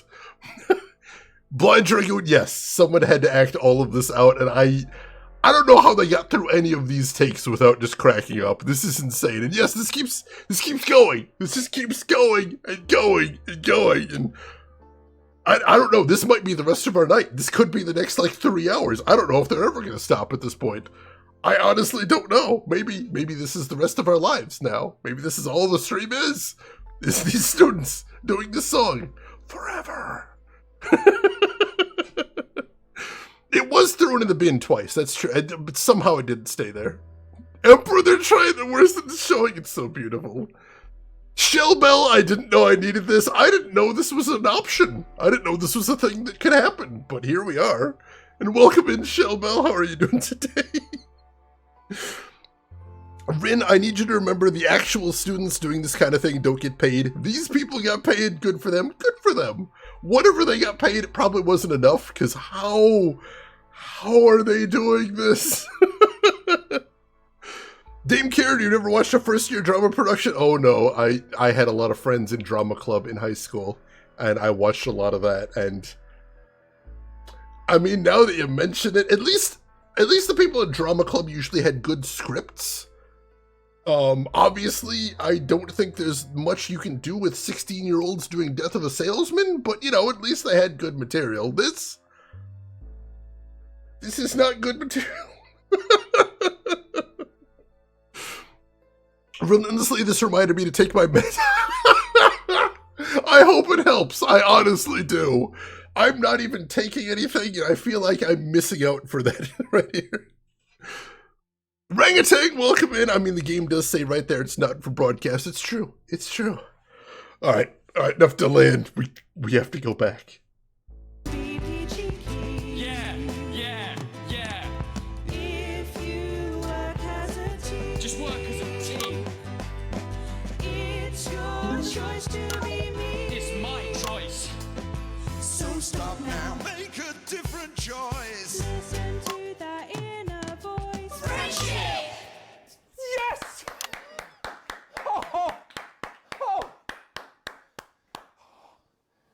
Well, thankfully that's all we have time for tonight on the National Nightly News.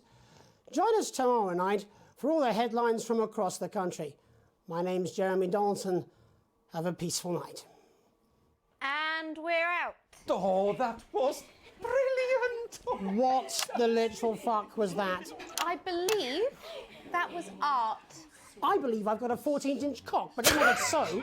I have a similar belief about an adequate paycheck. Oh, someone please get these twats out of my studio. Wow! God! I agree with all of his sentiment there. That was magical. Friendship! Yay! Broadcast complete and the telethon unlocked. Oh my god. Finally some talent on TV at last. At last. We got a B. I'm gonna take that. That's fine. Oh! Alright, we got an A, a B, and a B, so we got a B. That's fine. I can deal with that. Blood Dragoon, that is the kind of thing I'd force my non-existent kids to watch as a punishment. They need to learn about friendship. The kids need to learn about friendship. Oh god, Dr. Butt Lasers. We can only think in horror. Doc Belvin, welcome in. How are you doing today? Oh my god.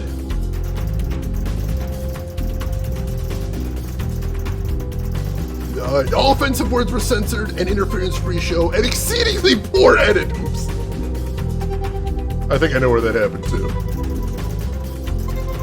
You have received your full wages, that's fine. Your current wealth, broke ass poor.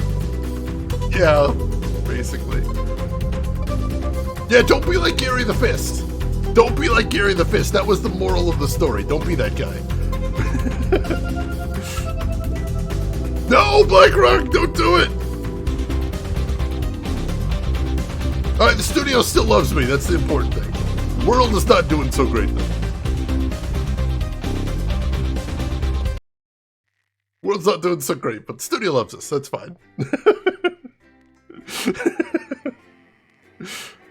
Oh, thank you for the follow, Blind Dragoon. I'm merely the conduit by which this insanity comes to you by, but I'll take it happily. Oh my god. Day 15, a late night. So between the news segments, they have these little like adventure game segments, or like sort of like visual novel segments where you have to make some decisions that may or may not come back to bite you later. I know, relentlessly, that is a whole mood right there.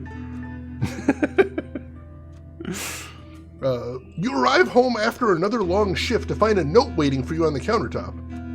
You recognize Sam's hurried scrawl. Sam is our partner in this game. Chris has been evicted for not paying rent. Chris is our brother-in-law, who was trying to get out of the country with his funds last time we saw him. Hey, Val, welcome in. How are you doing today, Val? How was your stream? What were you playing? Tell me everything. Hope you're doing good. She's just playing this to avoid playing The Hobbit? Yes. Yes, I don't want to play The Hobbit. It's so bad. So we know where this is headed. Sam's gone to pick up Chris's stuff from the street. Don't wait up, underlined twice. So this is your fault now, is it? You sulkily press play on the cheap horror film you were going to watch together. It used to absolutely terrify you as a kid, but it makes the two of you laugh. It's not the same without Sam, but you chuckle to yourself occasionally. Just as you get to the good bit, the part where Candy decides to investigate alone, your 14-year-old son interrupts. He wants to go to a friend's house. He looks at you in the way only a child can, pleading, but somehow defiant. What do you think, chat? Should we let him go out as long as he's home at a reasonable time, or should we tell him no, not on a school night? I mean, Rin, come on. Would you not read? Do you not read things into a little bit too much there? I always do that. I'm thinking letting him go. 11's reasonable. 11's pretty reasonable, I think, for a school night. You want to give kids boundaries, but you also want to give them their freedom. James Moore, oh my god. I'm gonna let him go. I'm gonna let him go as long as he promises to be home by 11. Hey Val, what were you playing today? Tell me about your stream. I would love to hear. Clearly surprised, he practically races out the door. You doze in front of the movie waiting for his return. You start awake at the sound of TV static. It's gone midnight and there's no sign of Charlie or Sam. It's a school night and he promised, so you go over there and march him home, or you're tired and in a bad mood, you trust Charlie, he'll be home soon.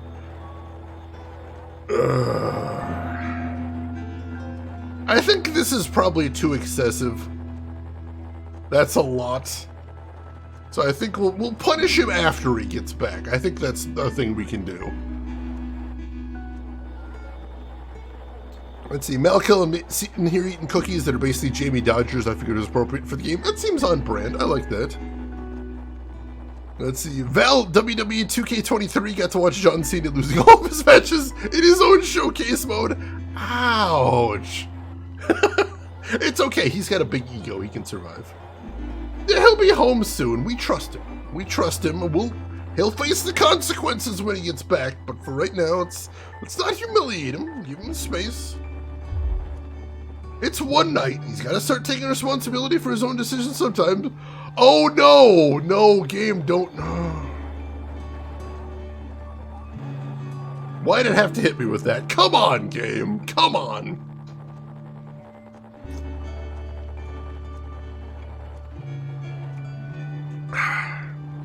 What's the worst that could happen?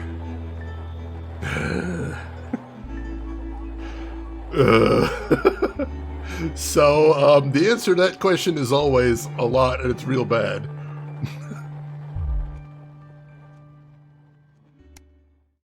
Day 16, a call from school. Oh! Immediate consequences. Your family answering machine crackles into life. Who could be calling while you and your spouse were at work? Good afternoon. This is a message for the Winston family. It's Miss Smith calling regarding your son, Charles. The tinny-old woman goes on. I'm sure there's a perfectly reasonable explanation for it, but he wasn't in school today, and we hadn't heard from you that he would be absent. I'd like to remind you that we do require all absences to be authorized in advance, or in exceptional circumstances for parents to ring first thing in the morning. Please see that it doesn't happen again. Thank you. Goodbye. Someone has some explaining to do. How dare he? Ooh, wow. Day 48, a tight Christmas. Skipping a little bit forward here, that's interesting. Yeah, kids need to make mistakes, that is important. Been a month, Charlie's nowhere to be seen? I don't think that's much, but we'll see. You can't help but crack a smile as you look around the table. The snow has settled on the grass outside. The kids are pulling a cracker while your elderly mother tries to keep her eyes open. You always did have a soft spot for Christmas. You're sitting at the head of the table now, your dad's place. It's been a tense afternoon, everybody can feel it. It's the first time you've seen Chris since you refused to part with your passport. It's a big change for Sam. The two siblings used to be inseparable. Christmas is usually such a nice time of year. The clatter of cutlery is all that can be heard as Chris stares pointedly at you. You having a nice Christmas, Grandma? Your mother stares vacantly at you, confused. She comes back to herself with a start of recognition. Ah, thank you, Alex. It's lovely, she murmurs. It's been happening more and more lately. The clatter of cutlery is all that can be heard as Chris stares pointedly at you. Let's just stay silent. That's fine. It's fine. Chris knocks back a fourth glass of wine a little too violently. See, Sam? Can't even look me in the eyes after what happened. Your daughter looks up confused. What do you mean? What happened? She asks quietly. You brace yourself. Sam tries to interject. Let's not get into it now. But Chris continues forcefully. No, I think she should hear it. Well, Susie, Alex here. Thank you, Chris. That's enough. Chris turns away from you, taking some frustration out on a cheap cut of roast chicken. Your daughter, Susie, seizes the opportunity to corner you. You know how you love me? You chuckle. This sounds familiar. I'm not gonna like this, am I? You joke. Susie rolls her eyes. You know how me and my friends are planning on going traveling this year? Susie begins innocently. Well, I was hoping you'd help me with the money. She's interrupted by Chris, who makes a derisive snort. I wouldn't hold your breath, Suze. Not known for your generosity, are you, Alex? Ignoring Chris, you smile at your daughter. We'll see so many parts of the world and learn so much about other cultures, Susie gushes. You sigh and lower your voice. You know money is really tight now that Grandma's staying here. We just don't have that kind of money, Suze. But please, Harriet's parents are helping her. I don't think we're gonna do this one. Like, it's cool, but also that's, like, crazy expensive. I don't see any way they could possibly make it work. Well, you see, I tried to commit crimes and your dad didn't want to help. Yeah, that's what YouTube is for. Come on. I'm sorry. I wish we could afford it, but we can't. What? You promised, your daughter yells. She looks from the face of one parent to the other and opens her mouth to speak. Instead, she lets out a frustrated shriek and buries her head in her hands. Chris starts to applaud. And the Parent of the Year award goes to... Chris starts a sarcastic drum roll on the table. You look to Sam for support, but none is forthcoming. Pay no attention, Suze, Chris goes on. Alex has no time for their family. Isn't that right? You can't bring yourself to speak. Pathetic. Chris puts an arm around Susie and escorts her out of the room. Sam follows without meeting your gaze. Wow, Sam, what the hell? What the hell, Sam? Back us up a little bit.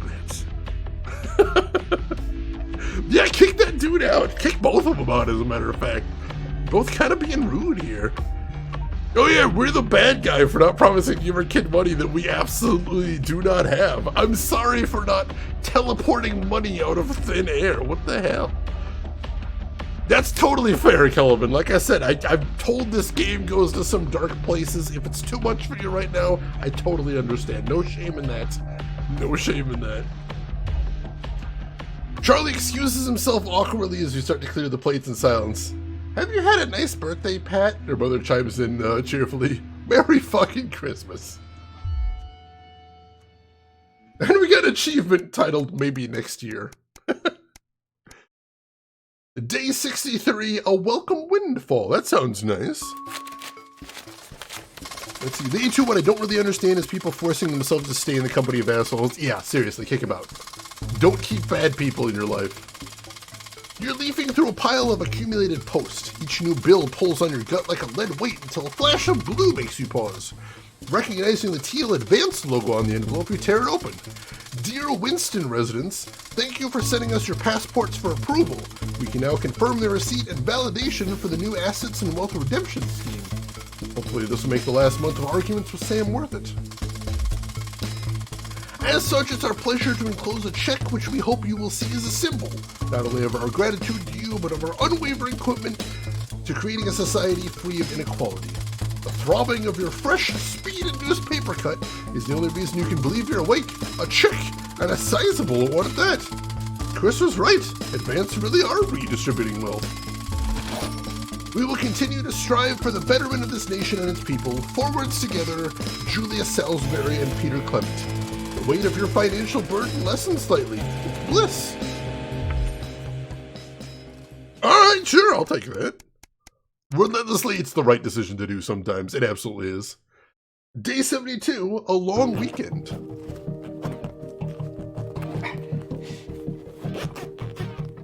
Rin, you are absolutely correct. Good thing to know.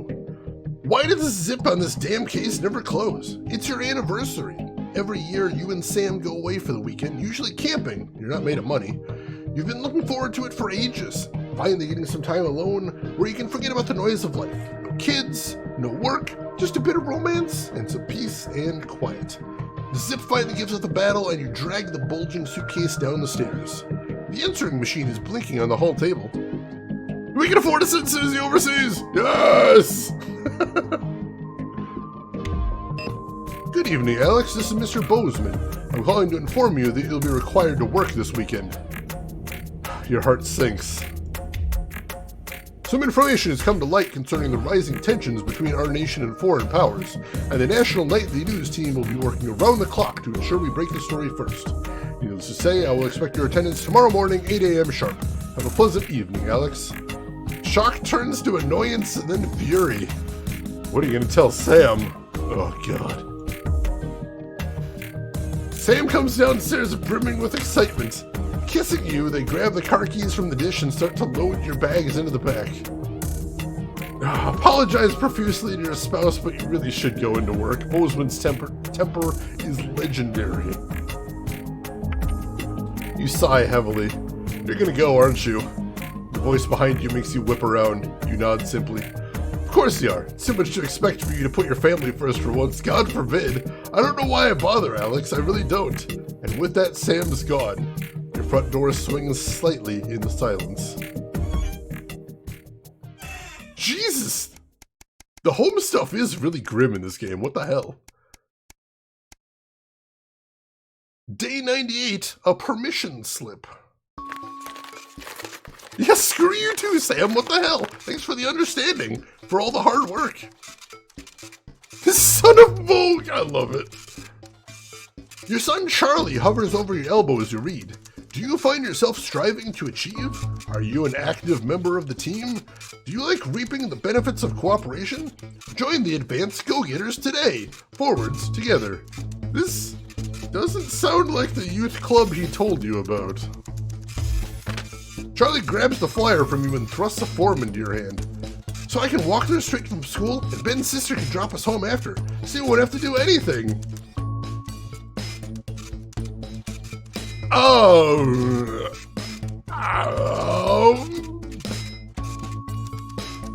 I'm not super comfortable with this. For anybody just joining us, Advance is the current party in power in the government.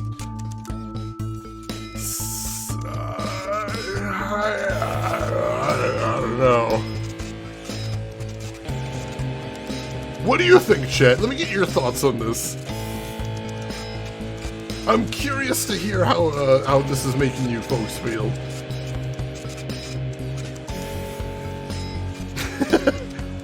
Relentlessly don't.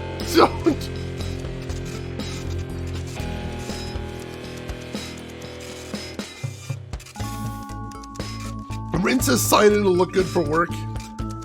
We did give him our trust before and he blew it, that's true. Let's send him and get this train rocketing faster than disaster, oh god! John! That was yesterday!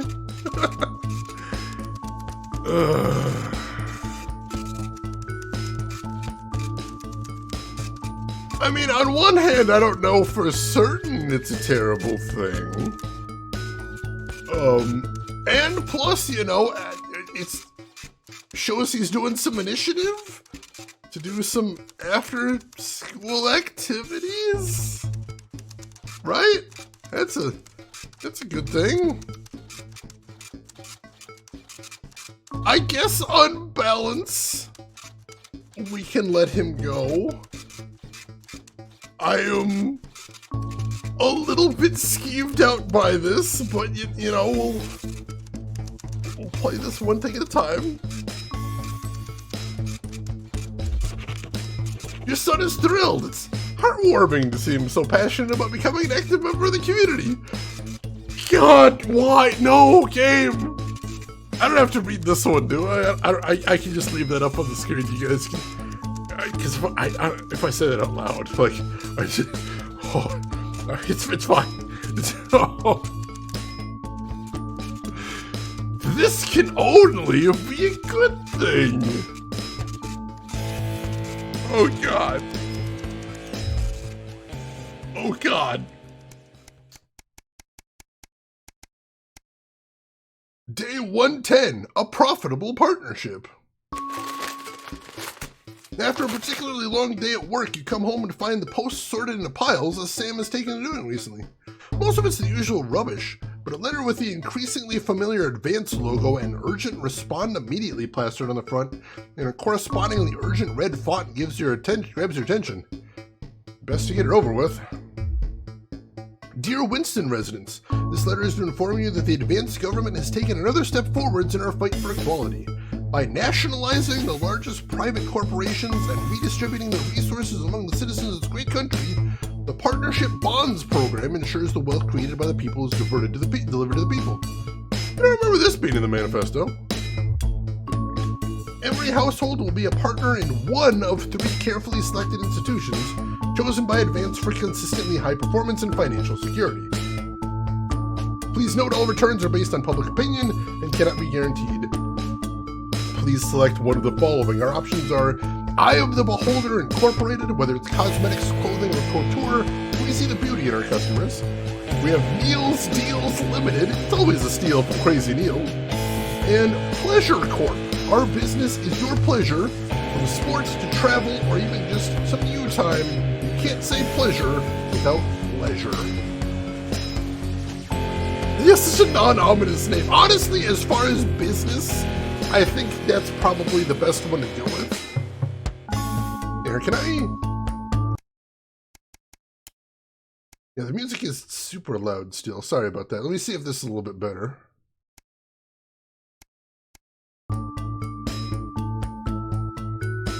It's still pretty loud.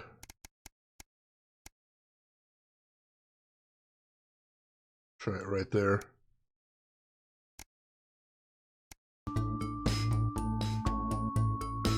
I think that's doable. Holy crap, this music's loud. So Pleasure Corp, you know, that's a travel, it sounds like, travel company. And travel companies generally are well off when people are well off, but in tough times they go down. So that's a bit of a risk there. And Crazy Neil, I saw that commercial. I think you guys saw the commercial too. I don't know if I could trust Crazy Neil. Crazy Neil seems like he has some issues. Eye of the Beholder Corp, aside from the incredibly ominous name, I mean, clothing's usually a safe bet. The cosmetics and couture, they usually go up and down as well. I mean, there isn't any, like, safe bets here, I don't think. None of these seem like super safe bets, so, I'm gonna go ahead and, go with Eye of the Beholder, I think. Pleasure Corp is a sci-fi neon dystopian future company name if I've ever heard of it. It really is. It really is. Yeah, you can't do any research or anything. I mean, this is the 80s, so it's not like I can Google them or anything, but you are right. It would be nice to do some research. Well, let's go with Eye of the Beholder. Thank you for making your selection. Please return this form using the envelope provided. You will receive a report from your partnerships in 3 to 6 working months. Things even Advance can't defeat the quagmire of governmental bureaucracy. No one can. Yeah, we do play their commercials, so I've seen that at least. It's the 80s, they have an answering machine? That's true, they weren't kind of common till the 90s, were they? Also, I noticed my current wealth is starting to get rich. That's kind of nice. The future of the nation is in partnership. Forwards together, Julius Salisbury and Peter Clement. James, stop doing this to me. Just how much influence could you have? Oh, dear God. Oh, what are we getting ourselves into here, chat? Day 120, a teenage rebellion. Oh, God. You step out of your old car in silence. Sam slams the door and you wince, hoping the door won't come off its hinges. You don't say anything. Now's not the time. As you approach the front desk, you feel physically sick. The police officer asks you to wait. Oh, God. Eventually, after what seems like an eternity, your daughter is brought out by an officer with a kind face. She's a good kid, but if we pick her up for graffiti again, we'll have to charge her. You nod and apologize on Susie's behalf as Sam hugs your shell-shocked daughter. As you shake her hand, the officer lowers her voice. Keep her away from that boy, and I think she'll be fine. In the car, you attempt to broach the subject, but Susie refuses to say a word. After a while, you give up your questions about who this boy might be and just drive. Hours later, you stare at the ceiling, worrying. The stillness in the bedroom is the only sign that Sam is also wide awake. Who is Susie hanging out with? Why is she acting out? Neither of you are gonna sleep tonight. Also, I got an achievement called Very Advanced.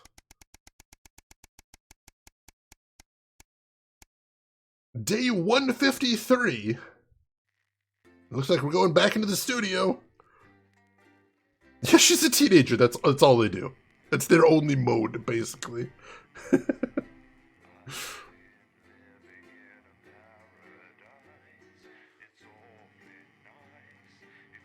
So that's ominous. Thanks, game. Thanks for asking, game. None of your business, game. Oh my, I appreciate that this game has so much humor because the dark stuff is getting pretty dark right here. Not unusual, relentlessly. A lot of us did. It's pretty normal. Day 153, The Tempest. Oh god, what does that mean? What does that mean? Good evening, Alex. It's Bozeman here, your boss. While you're powering up and getting the adverts loaded, I thought I should just tell you that we've had one of those public information films from the government, and it's mandatory that you play it. You still have a free choice for the other two, so read those tape labels carefully, but make sure you play the advance advert, preferably at the second break. Right, that's the lot. Have a great show. Total pimp. My god, that weather looks nasty. Alright. Let's get everything on. No. Sorry, are you saying... Let's do the joy of screws. Why I talk to you. Do the advanced tape. 10 seconds, everybody. And check your prostate. All of you. Did your personality accidentally slip out? Pricks. Going in 5, 4, 3. Good evening. I'm Jeremy Dawson. And I'm Megan Wolf. Our main stories tonight. Uncooperative. A mysterious symbol has appeared overnight on thousands of buildings throughout the capital. Tonight, in an exclusive live interview with Prime Ministers Julia Salisbury and Peter Clement, I'll be asking what this mysterious symbol might mean. After 3 months of record-breaking approval ratings, could this be the daring first move of a silent resistance movement? And what would that mean as we go into the future? We shall overcome. Trapped in Dante's taint for more than a month now, doctors Ingrid Svorsborg and Horgensvoord and David Wong announced today that they're considering 2 possible options. With 2 of the finest minds in science working together, hopes are still high for the eventual return of the team to dry land. While both options are still on the table, support seems to be growing for a daring escape attempt. If a group of fungus experts can't fix the most advanced craft ever conceived by man, then who can? Bloodbath avoided. As the last Mr. Snugglehogs is found and destroyed, we ask, how could we have been so blind? Fortunately, this station wisely chose not to advertise Mr. Snugglehugs, and the subsequent disappointing sales turned out to be a miracle, as only 7 children were horribly injured by the lethal toy. How much worse could it have been? Thankfully, we'll never know. Julia Salisbury, who mobilised numerous government resources to recall the product immediately after the first blindings, said today that the new advance mark, which must be earned by all new products, would be a 100% ironclad guarantee of safety and quality. Fallen angel? Notorious addict Johnny Hamsleeve seems to have reached a new low in his battle with booze, as this recent picture reveals. Johnny's star certainly lacks its former glow these days, with public concern over his mental and physical health growing at an alarming rate. Let's hope that the team at the Gentle Touches Rehabilitation Centre can help Johnny get back to his former glory. Johnny's family have asked for privacy during this difficult time. We'll have reporters at the clinic around the clock, so you don't miss a thing. Is his once celebrated role model about to become the bad boy of sports? And radical ideas. In an attempt to put the Mr. Snugglehugs disaster behind them, Remington's Fist CEO Sophia Remington today announced a surprising new project that already has the markets raising an eyebrow. Known for taking risks and bold strategies, could the adventurous CEO be leading the business giant down a dark alley, or taking it to a new level of success? The manufacturing giant promises that the Junior Employment Opportunity Scheme will not only increase employment but also productivity. But critics are speaking out against what they're calling child labour. The scheme is being marketed under the slogan, "Lots of little hands to make lots of little things." Wow. With that exclusive Prime Ministerial interview coming up later. And our very own Patrick Bannon live at the first annual Sports Board final. You won't want to miss a second of tonight's National Nightly News. Oh god. Wow, it's moving fast.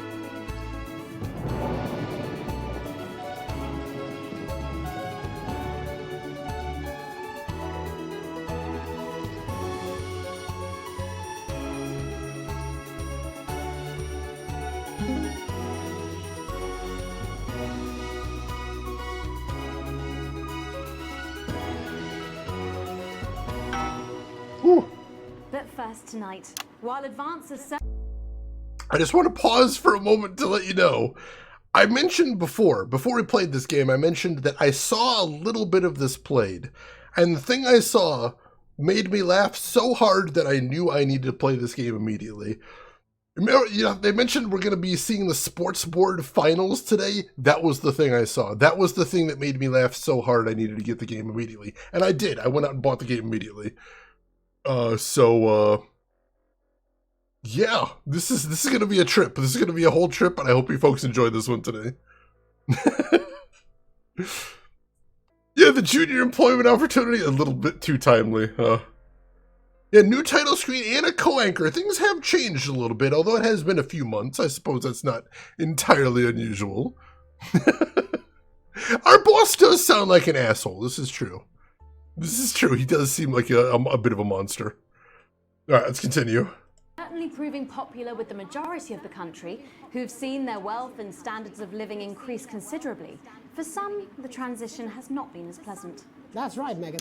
The formerly aristocratic members of our society have had to make major adjustments to come to terms with the new regime. Robin Short is in suburbia investigating rumours that these previously privileged people may be planning some kind of protest. Robin? Thanks, Megan. I'm here in Moderate Hatchings to talk to Wentworth and Penelope Somerset Bentley, who were relocated to the house you see behind me after Advance passed the Assets and Wealth Act on their first day in office. Tell me, how are you settling into your new lives? Well, quite frankly, Robin, we're not settling in at all. Our neighbours are whitewatters. It's simply untenable. I hope you'll forgive my language, but it's as steaming as a Wednesday hatch basket with too much spatting. Steady now, Penelope. Sorry, Robin, my sister's under a lot of pressure. She had to dress herself this morning and she still hasn't quite recovered, Robin. My goodness, that must have been quite a shock. She really struggles with ribbons, Robin. Well, at least you've been rehoused in a nice big house. Big house? This grubby little gaddispatch only has one staircase. And the breakfast room and the dining room in the same bloody place. Imagine that, having all one's grub in one room. One room, Robin. So what would you say to the people that feel that your family has had it far too easy for far too long, and that these redistributions are both fair and just? I hardly think we've had it easy for fussle's sake. Only one of our swimming pools was even heated. But realistically, what can you do? Well, you've asked the right bloody question, Robin. Thank you, Wentworth. I wasn't the youngest ever editor of the Swinstead Middle School Inquirer for no reason. I think our toilet butler was from Swinstead. Dear George. Oh, I wonder what happened to him. Yes. I remember! Daddy tried to shoot him in the buttocks and he ran off into the woods. Oh, good times. Yeah, that's probably my last happy memory, Robin. Tragic, but what can you do? We will rise and rebel. We wage war on our revolting rulers with righteous words and rebellious writings. Our best guess in our quest for redress is to divest our breast in an undressed bare chest protest. Oh, what's that? Daddy! Daddy, it's something! Please don't do that. We can't show this on the news. Right, you buggers! Carry home! Tilly! Get the dog! Tilly's our mummy. She's proper cracked off too. Well, at least you are showing some shame. Free at last! Oh! Somerset Bentley, glad to meet you.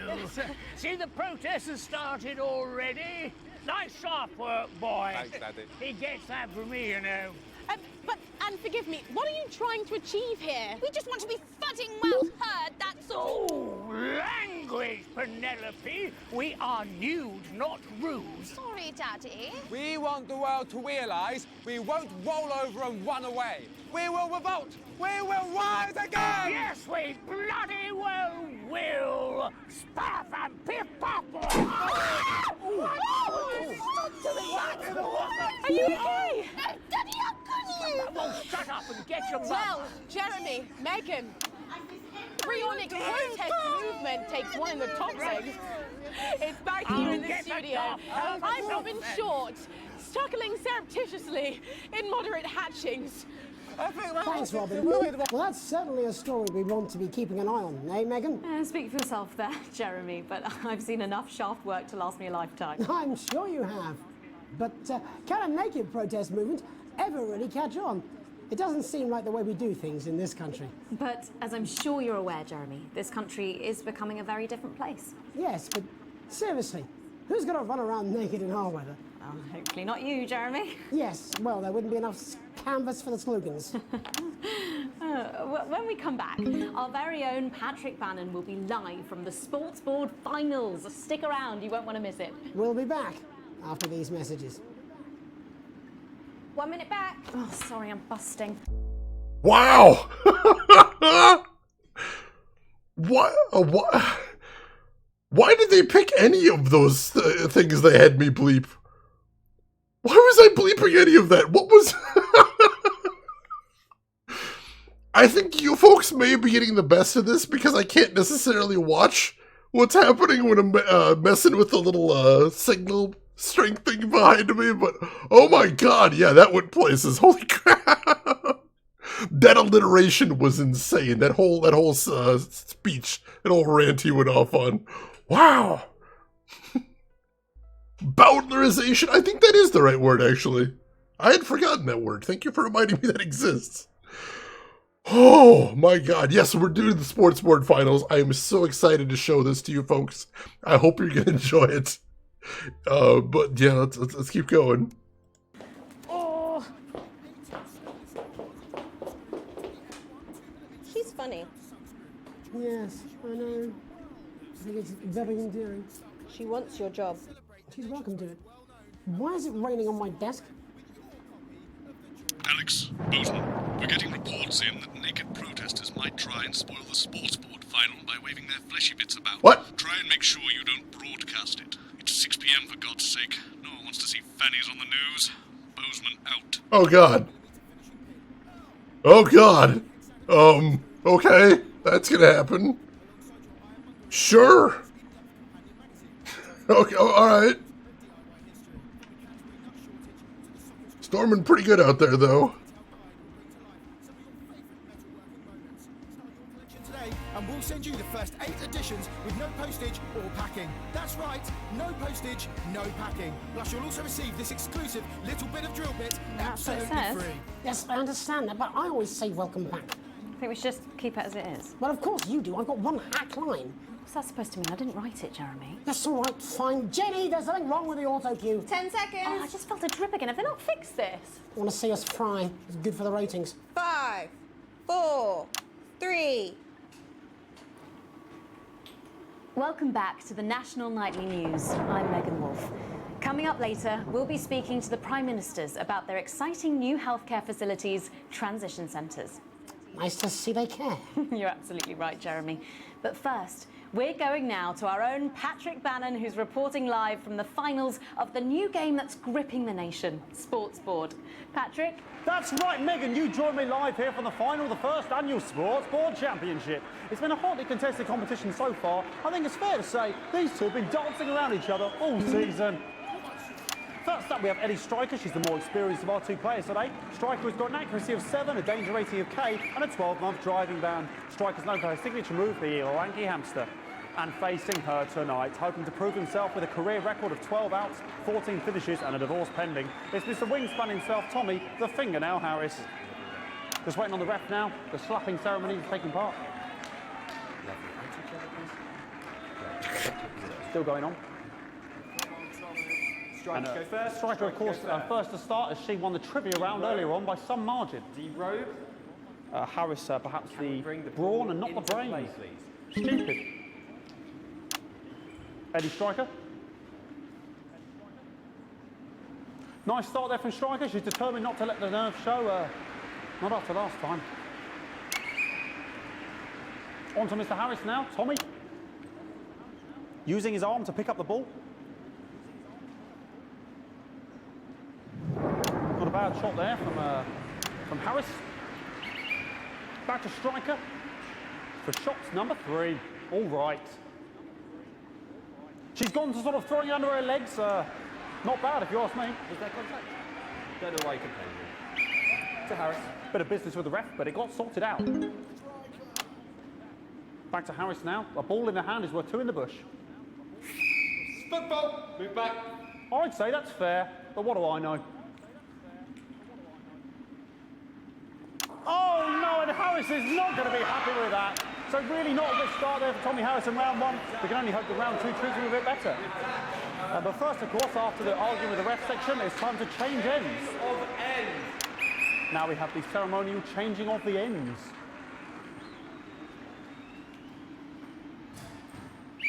And of course, now they go back to the starting positions, as that makes sense. Yeah, sure. Striker giving it large. Second round, Double, Harris. Winter round 2 now with Harris. Okay, we seem to have some sort of streak. Whoa. Apologise if we broadcast any of that stuff. She appears to have slogans across her breasts and arse. Try and ignore all of that. Security, I'm sure we're going to take them out as soon as possible. Apologise if we broadcast any of that. As I said, we're going to get the situation resolved as soon as possible. Oh, good! They're trying to carry on play, but it's proving a bit difficult, and I'm struggling to follow. Because it's quite an eyesore, and women's body, yeah. All right, great. Okay, so back into round 2 now, and Harry's absolutely determined to close that massive gap. Eddie Striker. No, it's just some of the tightest play I've seen ever. Harris. And was that the fitted thumb screw? We haven't seen that since the heats. What a brilliant move. Back to Striker. And we know what that means, ladies and gentlemen. That is, of course, the ground sound.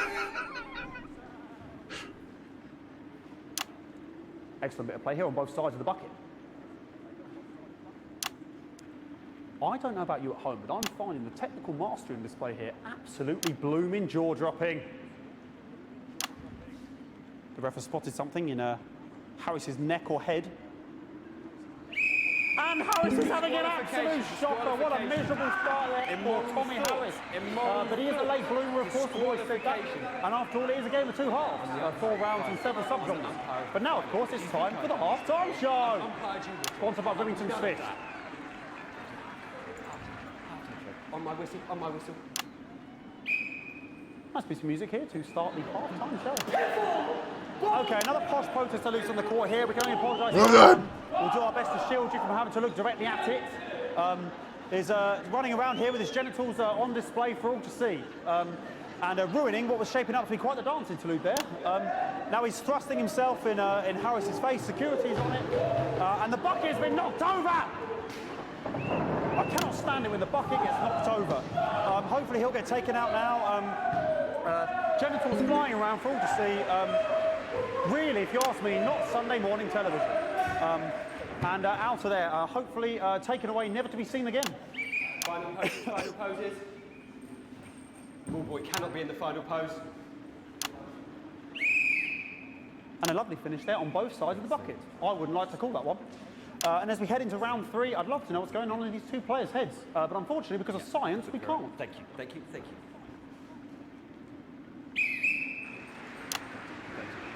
Not bad. So that ball boy's giving me the eye all day. I don't know what's going on there. Striker there, not a great start. She looks a bit flustered, I think, after all that swinging around. Back to Harris here. God, what I wouldn't give to be that ball. Am I right, ladies? Tommy Harris. And it dribbled down his arm, which is actually a really good move, because, of course, if it dribbles down his arm and goes on the floor, it's not going in the bucket. Back to Striker.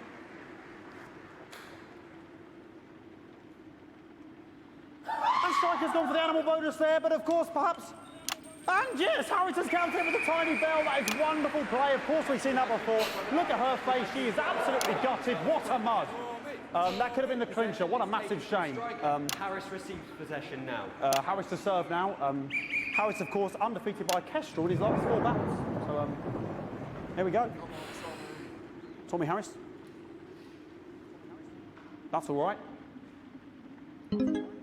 Not bad there. He threw it quite far away from him, which is quite a good idea. Very clever there. Perhaps a little contact. A caution from the referee, who's being, if you ask me, a little bit harsh. Ellie Striker. And she's let the nerves get to her. What the hell was that? You hate to see it, don't you? You cannot believe it. Oh, for God's sake. Okay, like, I mean, this is a mess now. I don't know what I can be doing about this. I mean, sort of breasts and genitals for all to see. I mean, there's only so much I can do. They're sort of everywhere, aren't they? All right, I'll try and carry on. The players trying to carry on, but of course it's difficult because these protesters are hoping we can get them taken off soon so we can carry on with the match. Nonsense is going on here. Yes, yes. We want our money. Yes, very good. Take them away. Bloody wasters, absolute wasters.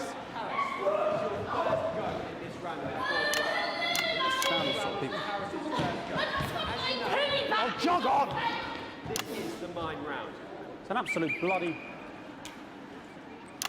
Okay, and now we're going to go into the final round. And of course, as it's a Tuesday, the final round is a mime round. Who could believe it? Nice imaginary shot there from Harris. It really could go anywhere at this point. Really high-level play here from two absolute juggernauts of the sport. Hold. The bucket getting moved back to its proper place. About time, if you ask me. She's juggling it around from her hands. Interesting. And she's put it in her mouth like as if it was an egg. And now she's and she spat it out. She did the egg spit. So a wonderful move there, quite late on. Illegal spit. From Striker. But she's in it to win it. Harris's ball. On it like a car bonnet. Tommy Harris here, having a bit of beef.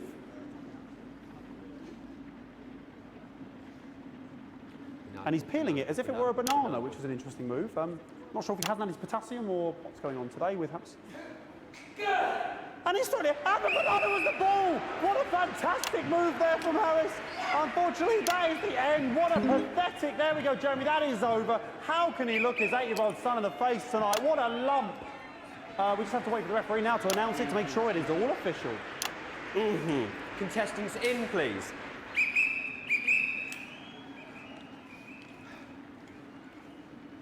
And the winner of the first annual Sports Board Championship is...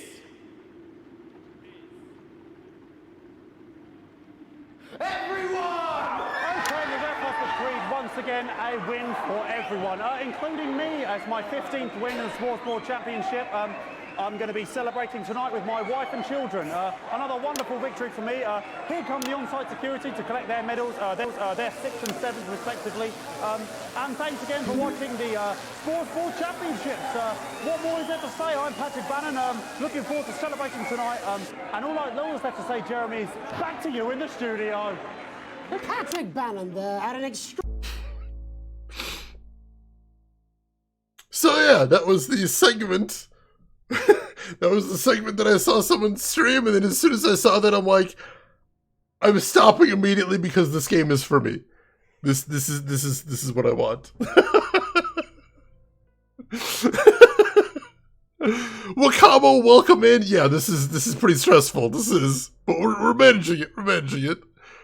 LTG, thank you so much for the link there. I appreciate about that. Friendship. GG everyone on the wins. Everyone wins that one. Good call by the referee. I think that's the only sensible way you could go with that, honestly. John, now you want to be an imaginary ball boy? The one for the real ball, that seems pretty stressful, but the imaginary one, that one I could get behind. There's a career I think I could really go far in. I hope you folks are enjoying this so far. This game is destroying me. What the hell? Did I win too? You did, Malkill. Just by participating, you win. You'll get the trophy. If you notice in the first day in the game, there was a tiny little sports ball trophy sitting on the desk when we took the phone call. So that's amazing. Your 12th win. Well done. Well done. Oh god, you saw the electricity on the board too. That's a little bit worrying. I'm not sure what how that's going to go, but we'll see. Extraordinary final. Historic sports board, Jeremy. I didn't know you were a fan. Oh yeah, I can wrench a doubler with the best of them, I'll have you know. I certainly wouldn't bet against you. When we come back, I'll be talking live with Prime Ministers Julia Salisbury and Peter Clement, who apparently have a big announcement you wouldn't want to miss. That's coming up after these messages. 1 minute back. Fucking microphone shocked me. What? Fucking microphone just shocked me. Where's that sound guy? Everything okay? Oh, the mics are just trying to kill us now, apparently. You'll be fine. You're unshockable. I'm immune to your cheap flattery. I'm wearing you down. Boozman again. Just heard from the chaps in maintenance that this storm is causing the odd power surge. Some of your controls might be a bit, dangerous. Now, I know you're tough and you can take the odd shock for the sake of a perfect news broadcast, but too many in quick succession can stop the old ticker. I'm sure you'll make the right decisions. Boozman out. Oh! Oh, so now, death is on the table. So now, death is, actually a thing that can happen to us. The people on the control board. Good. Lovely. Cool. Oh God. Let's see. Orangutan, the stress of having to decide what the imaginary ball is doing is way worse. I have a very active imagination. I think that's the thing. Oh my God, that is a kind of a weird deal there. Your friend got shocked through an N64 controller once during a lightning storm. That was fun. I got zapped by a phone line once when I was hooking it up at work. Because back when I started work at the data center, some of our clients did actually have phone lines going to their servers. Because they were routing their phone lines through their servers. Nowadays, of course, nobody really has landlines, but that was a thing. And while hooking one of them up, I got a real good zap. Whew. The streamer realizes his own mortality live on camera. There's a moment for you.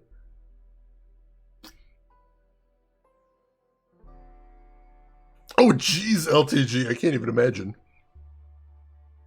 Just sprung a leak. Well, several, actually. You're going to need a whole new lining up there. Triple suit. We'll look into it, Minster. It's so good to see you again. Miss Wolf, your star seems to be in the ascendant. It's a great time to be alive. Too bloody right. Peter Clement. Megan Wolf. My, but that's a firm handshake you've got there. She's tougher than she looks. Am I here? Here, with Mr. Clement on your left. Right you are, pet. All right. Is your seat damp? 10 seconds, everybody. No, mine's fine. Have you had a little accident? Cheeky cow. 5, 4, 3. Welcome back. I am delighted to be joined by Prime Ministers Julia Salisbury and Peter Clement.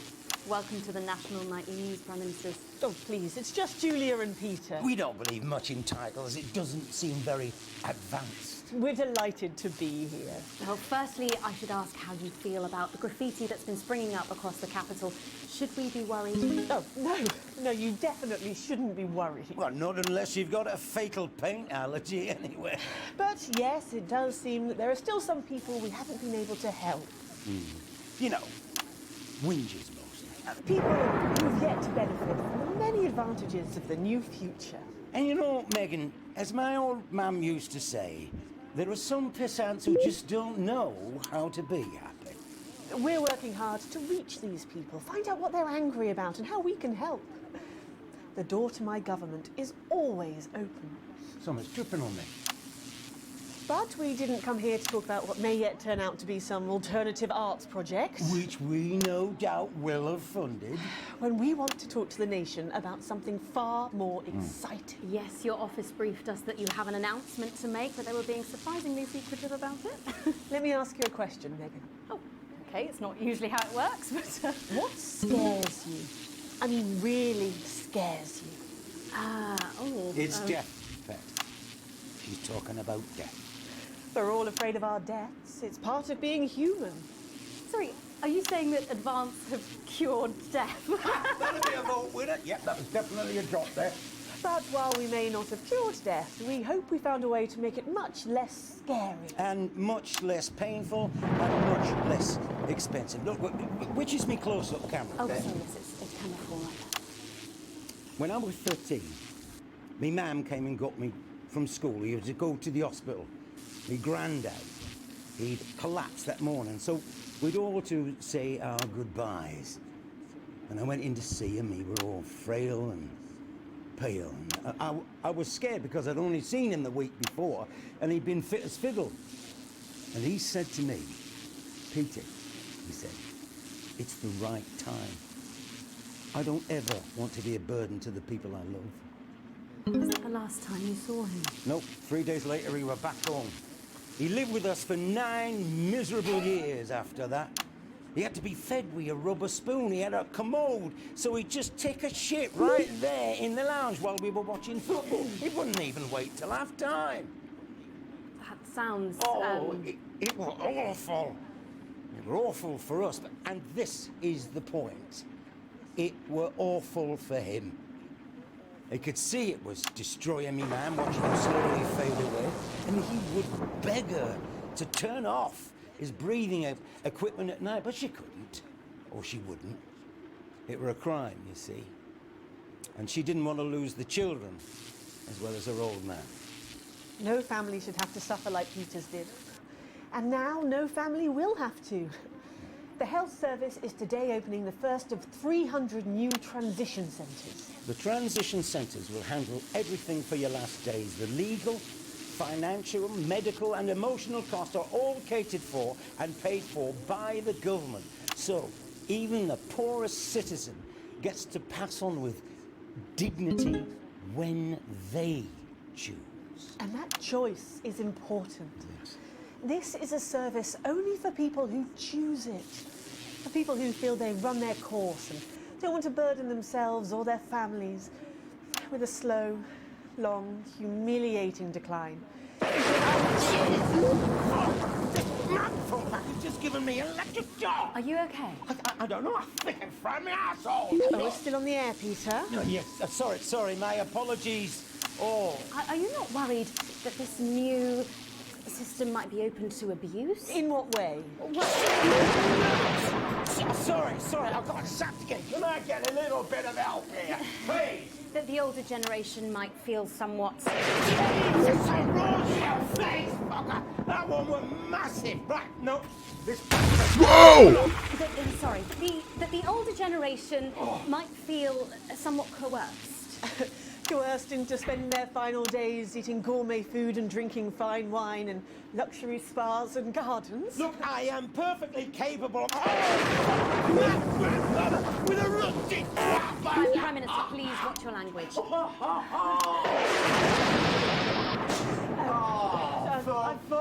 sake! Go get yourself sorted out. Right. We're launching a government information film tonight. It should tell your viewers everything they need to know. You really do move at a breathtaking pace. It's hard to believe you've yet to be in office a year. Oh, Megan, we're only getting started.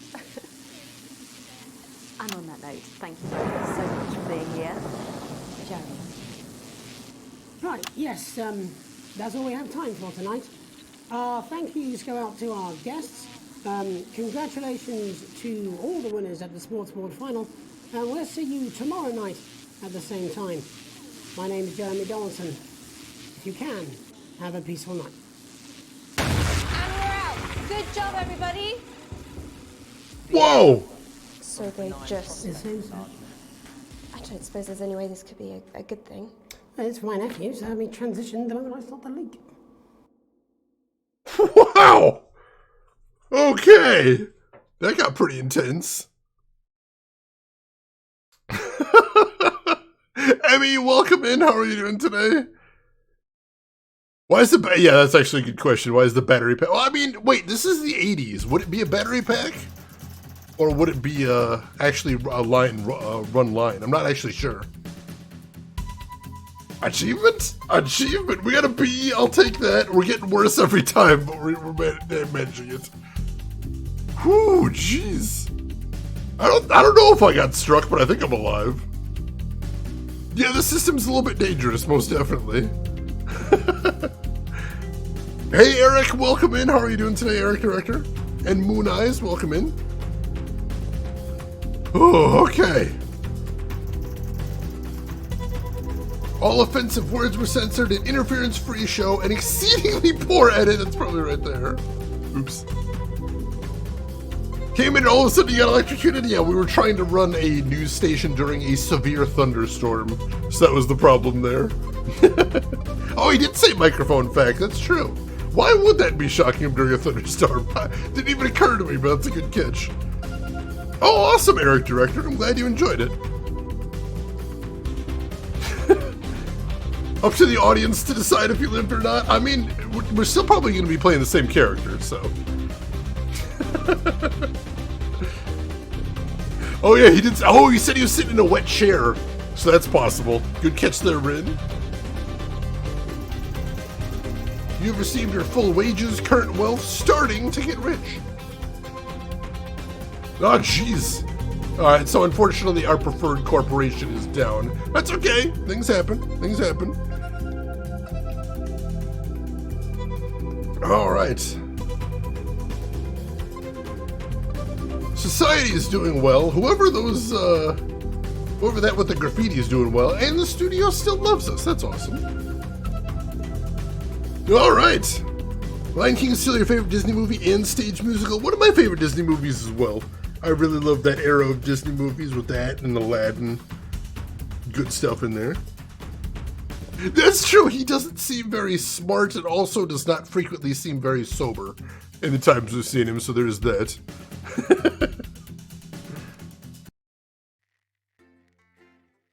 How you portray celebrities will influence their lives. That's fair. Whew, man, this game is insane. This game is absolute madness. How are you folks enjoying it so far? Hope you're enjoying watching this. It's fun to play, but it's a lot. It really is. Whew, man. Oh my god, Sports Board. Sports Board, I think that's going to be my new favorite sport to watch there too. Very different, very on brand. Excellent, I'll take it. Oh my god. A bit too much real. It is. It is a bit darker than I anticipated, but when it's hilarious, it is hilarious. Sports Board. Also that alliteration with the naked protest. Day question mark. The lockdown.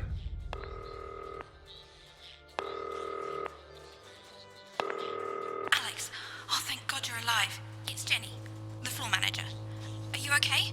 Alex, you need to get it together. Look at the broadcast screen. What? Just look at it.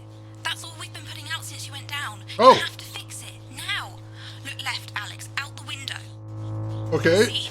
They're all over it, little bastards. Whoa! You're going to need a full charge to clear that many off. Hold down the big button until it's fully charged. Then release it to zap the little fuckers. Oh god! Excellent, Alex. We're broadcasting again. They must have built up while you were napping. Usually it only takes a tap on the button to clear one. Look, there's a lone one climbing now. Zap it off before it starts to mess up the signal again.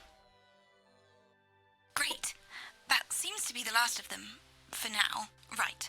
We're about a minute out. Get the adverts loaded up. I've got to deal with my pet idiot. And Alex, keep your ears open. You'll hear them climbing up the tower. Don't let them build up. We'll be going live. That was Mr. Snugglehugs, wasn't it? That was those damn stuffed animals. Oh god. Those were not monkeys, those were rabid stuffed animals, it would appear. We heard before that they harmed a bunch of children because they were horribly made. We thought they were all destroyed. Apparently, maybe not all of them. Or maybe they tried to release a version 2.0 and it's going worse than before. Oh my god. Oh, that's awesome, Eric. Congratulations. I think that's the Snugglehugs, yeah. Yeah, even more logical, sure. Are you a fan of musicals or stage shows? I've enjoyed the ones I've seen. Probably my favorite one that I've seen is I got to see, while I was on a trip to Washington, D.C. with school, I got to see Phantom of the Opera at the Kennedy Center. That was fantastic. Holy crap, what a cool play. But yeah, I haven't seen too many, but I'd like to see more, most definitely. I also saw the video, the VOD of Hamilton. Didn't actually see it live, but saw the recording of it. That was pretty cool. I enjoyed that as well. Malcolm, you want to see Wicked someday? I've heard good things about that as well. Relentlessly seeing Phantom of the Opera live is on your bucket list. It's pretty cool, I will admit. I hope you get to see it someday. That'd be really cool. Yeah, nobody even came in to help. They're like, oh my god, what is that guy doing in there?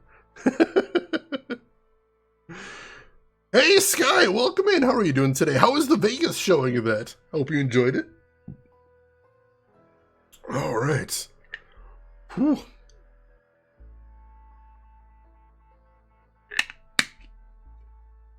All right. Let us continue. Advertisements. This has no credibility, Jenny.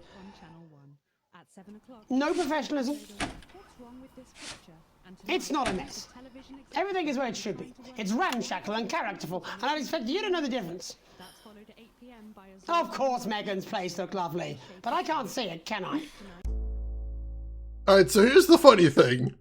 So I imagine they're going to say that everyone's in lockdown because of the Mr. Snugglehugs here. So the funny thing is, a couple things to mention about this. Number one, this part was actually filmed during the early parts of lockdown. So that's why they're not in the studio here, is because they actually couldn't film in the studio, because this is, you know, the early part of lockdown. And number two, if anybody's curious about it, they actually put I believe it's free, a documentary about them working on this game during lockdown on Steam. Which I gotta watch at some point too, because I imagine that must have been a nightmare, trying to film such an ambitious FMV game as, you know, suddenly everything's shut down. So I'm definitely gonna want to check that out, but if you're curious, feel free to look into that as well.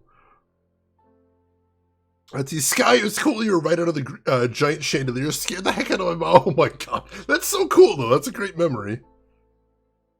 I know the one that I really regret that I was never able to see is just up north from me. They had a bunch of showings of Evil Dead the Musical, featuring probably the best musical song I've ever heard of, which is called What the Fuck Was That? That's the title of the song, also the main refrain. Unfortunately, I never got to see it during its run. I regret that very deeply, but I'm happy that it existed at least. Sky, you saw Rent on Broadway when you were 18. That was your favorite. You cried. That was definitely a big thing back in the day. I'm glad you got to see that too. That's very cool. All right. Let's do this thing. Oh, Rin, thank you so much for the link. I appreciate that. That's the one, yes. It's called Not for Broadcast Lights Camera Lockdown. And if there's any game I wanted to see the behind the scenes of, like, this is one. FMV games in general, I think you're going to have fascinating behind the scenes. But this one, oh my god, I want to know more. Thanks, Jenny. How's lock-in with the boyfriend going? Decided to take his chances on the wild streets, eh? Rather than endure another romantic comedy. Jeremy, Jenny says your hair looks stupid. Yes, I can hear her. She says she's not talking to you. Yes, I know, I can hear her. Shall I count us in?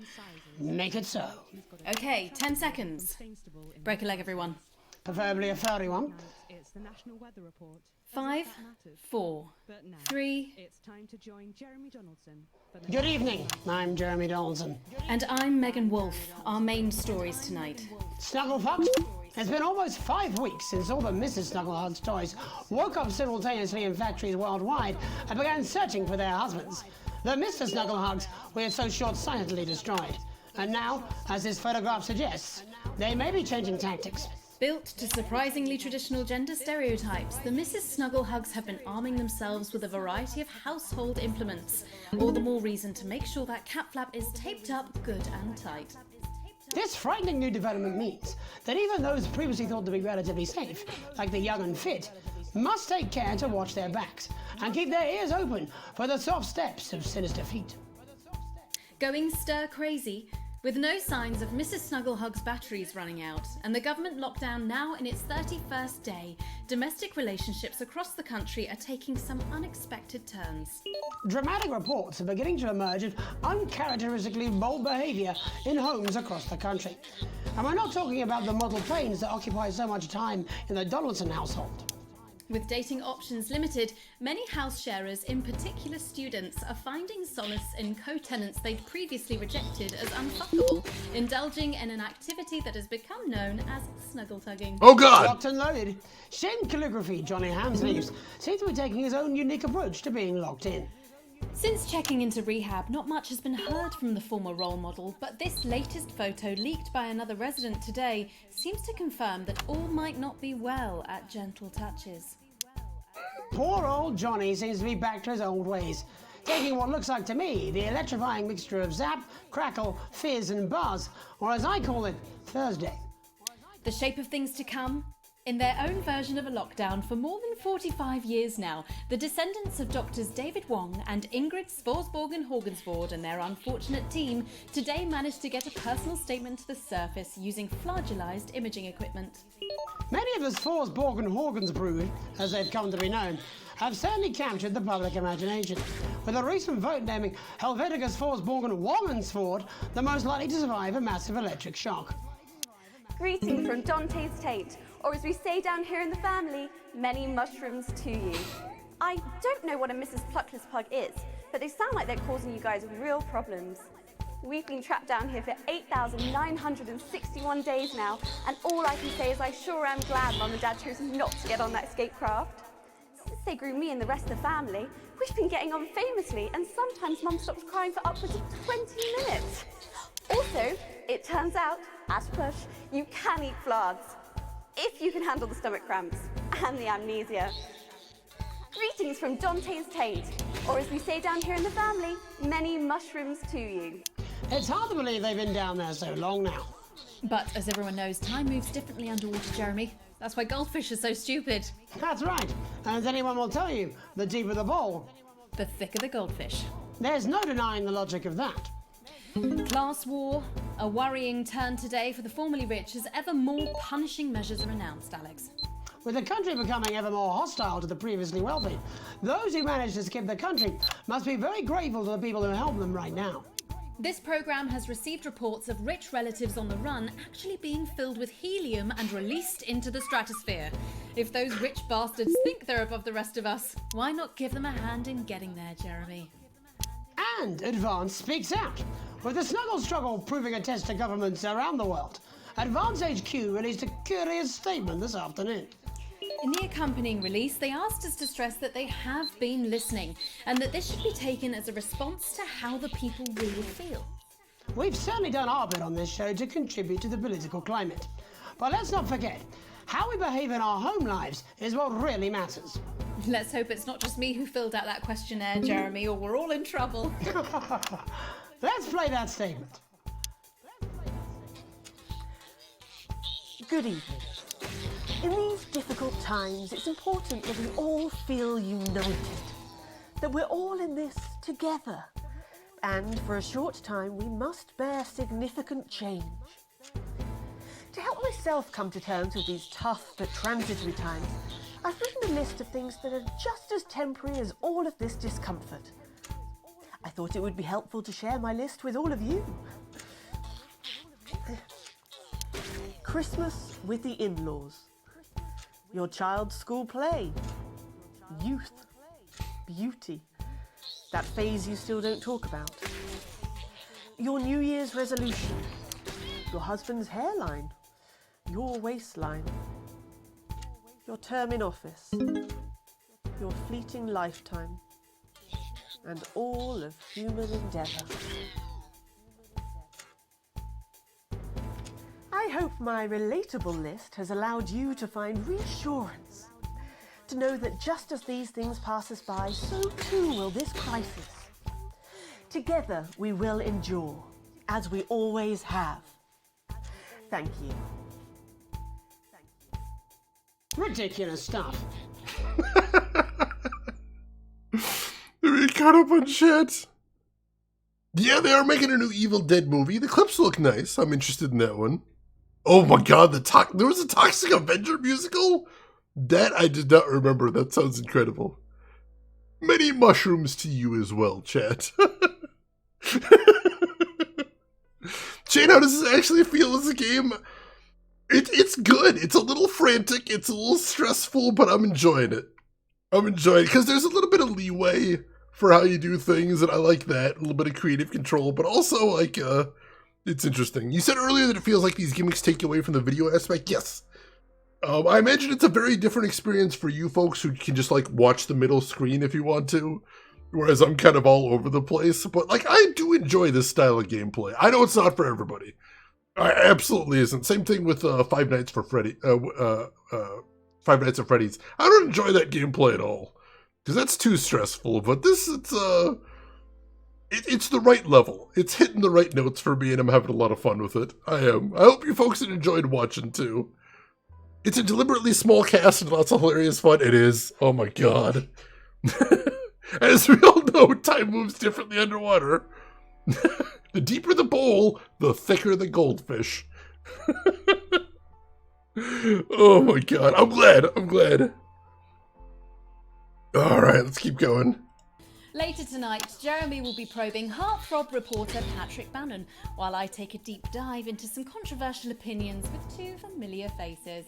And then, in our third segment, and presumably because our editor is also working from home, there's going to be a bloody quiz. I can't wait. Don't do that. And in a moment, Jeremy Grumpelson and I will be asking controversial CEO Sophia Remington where it all went wrong. And psychic scientist Dr. Delia Lywell will be joining us, presumably to provide a bit of false hope. Maybe she'll tell you how you're going to die, Jeremy. Too late. I'm certain it happened months ago. That's all coming up on tonight's National Nightly News.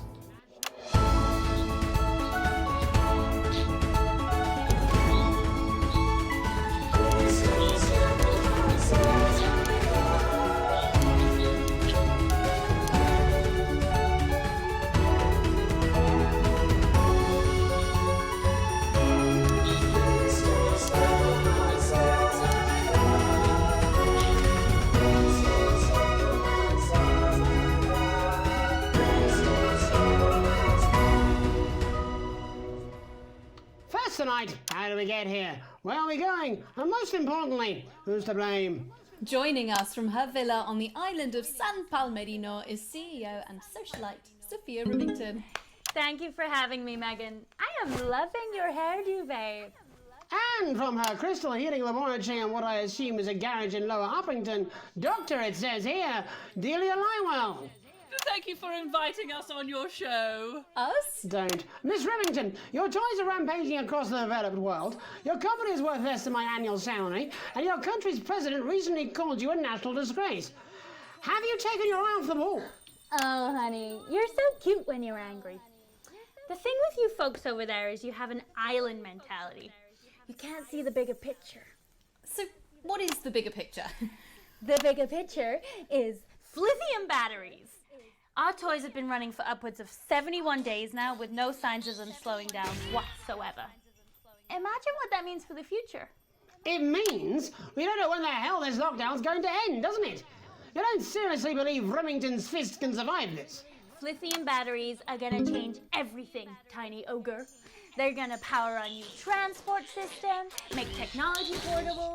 Hell, they might even take us into space. But how can you make them with everyone at home?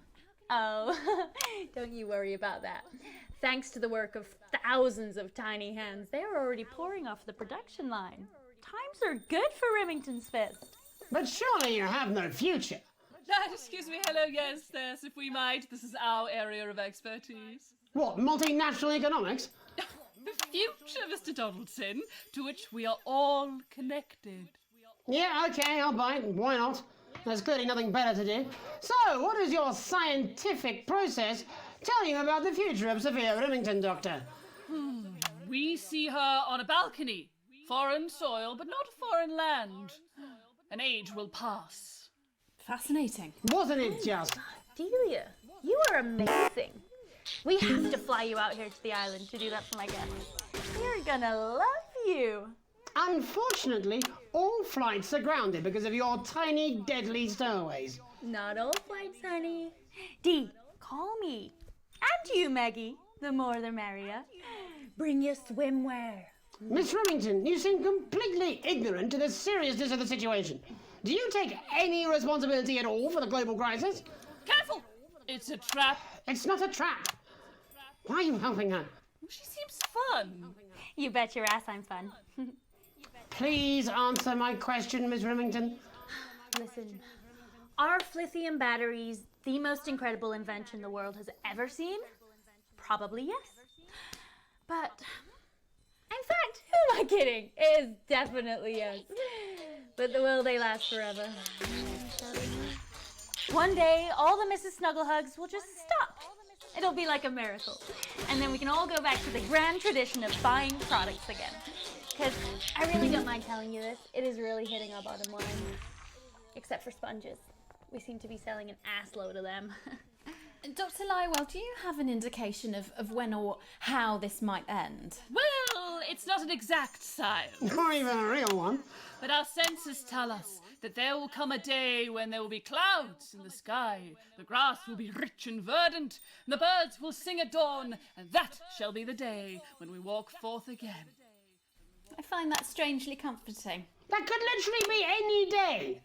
Well, let's hope it's soon. Clouds, grass, and birds. That's literally every day. Let's hope it's not too soon. I'm kind of hoping we can make it to the 100 days. It sounds good on a commercial. Besides, if it lifts now, the children will have to go back to working normal hours. Well, let us ask the eminent professors for 100 then. No, let's not, eh? I'll drink to that. Stay strong and party on. Sophia Rimington, Dr. Delia Lywell, thank you for joining us. When we come back, we'll be reaching out around the country to see what's really happening out there. Don't go away. We'll be back after these sandwiches. Well, she's a Hindenburg-sized fuck-up. I mean, she's fun at a social level. I wouldn't want to be on her board. Christ, no. She's going to drive that company into the fucking ground. Okay. Regular, welcome in. How are you doing today, Regular? Hope you are having an excellent weekend so far. The machines can't really rise. They're kind of stopped by several logic problems. Right now, they're just not sophisticated enough, which is fine by me. Let's keep it that way.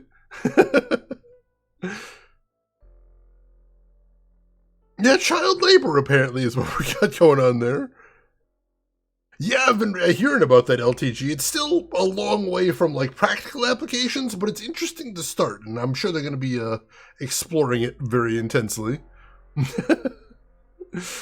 Drunk it was St. Paddy's Day. It was. Hope you had a good one. How are you doing? I'm doing good. Doing good. Enjoying the weekend. Enjoying this game as well. This game is a hoot. Emperor that went places. I can never tell where any of this is going, but I'm here for the ride. Absolutely. Oh my god.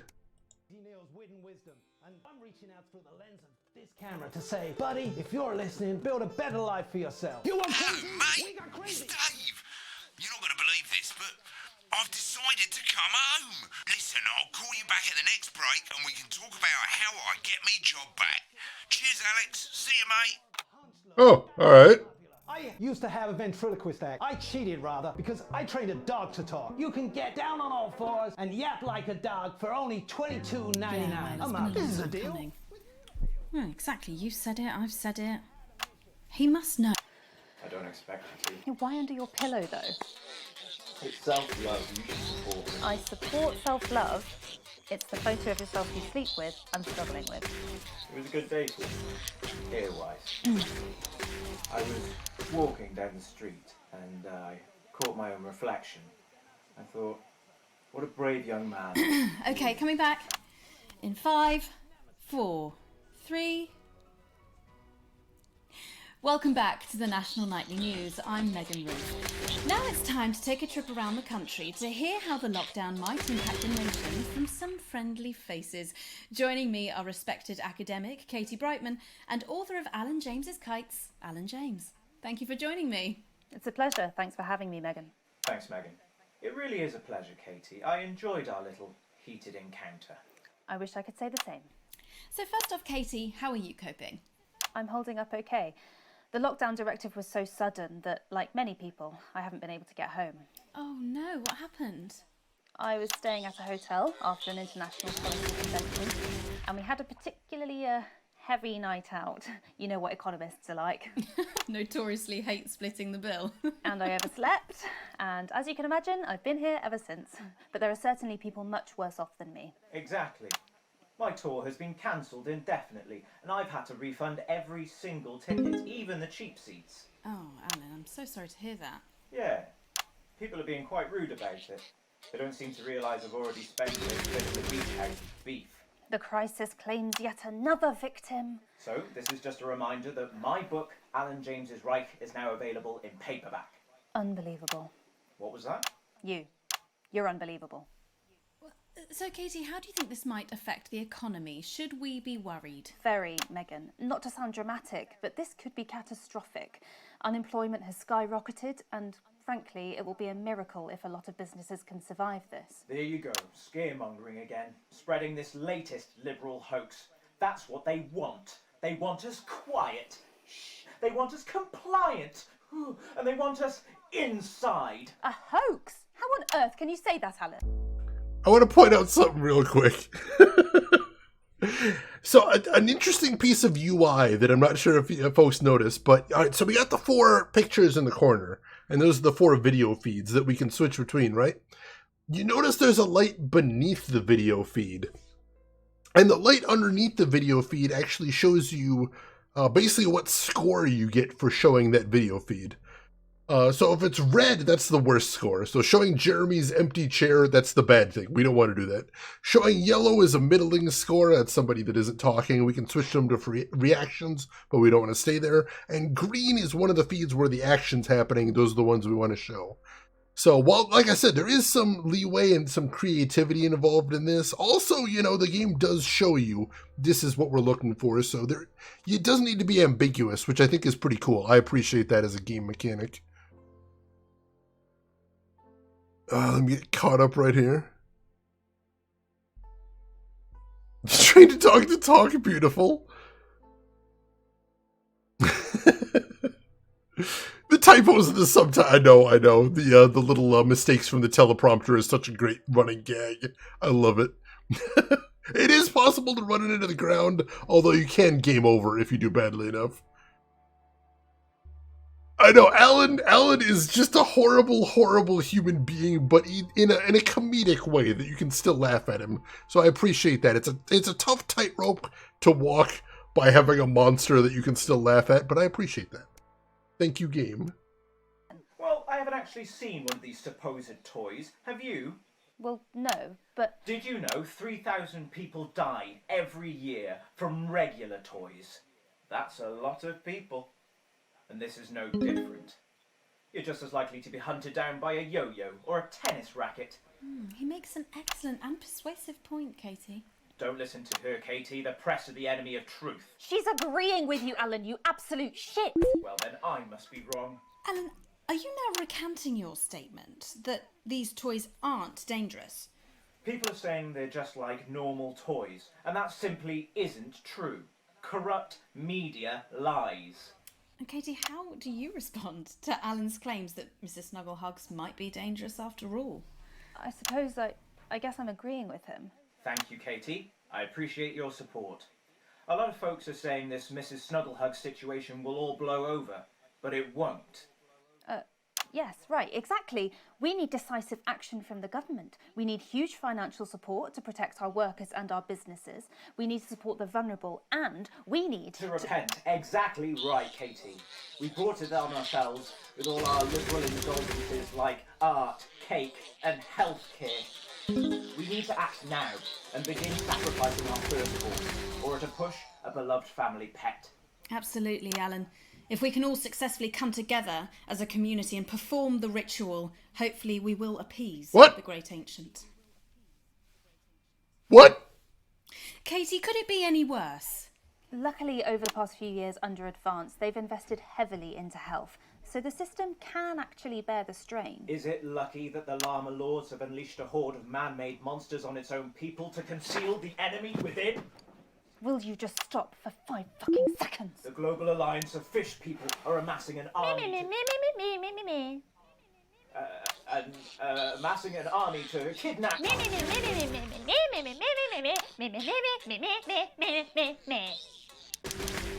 That's you. That's what you sound like. But...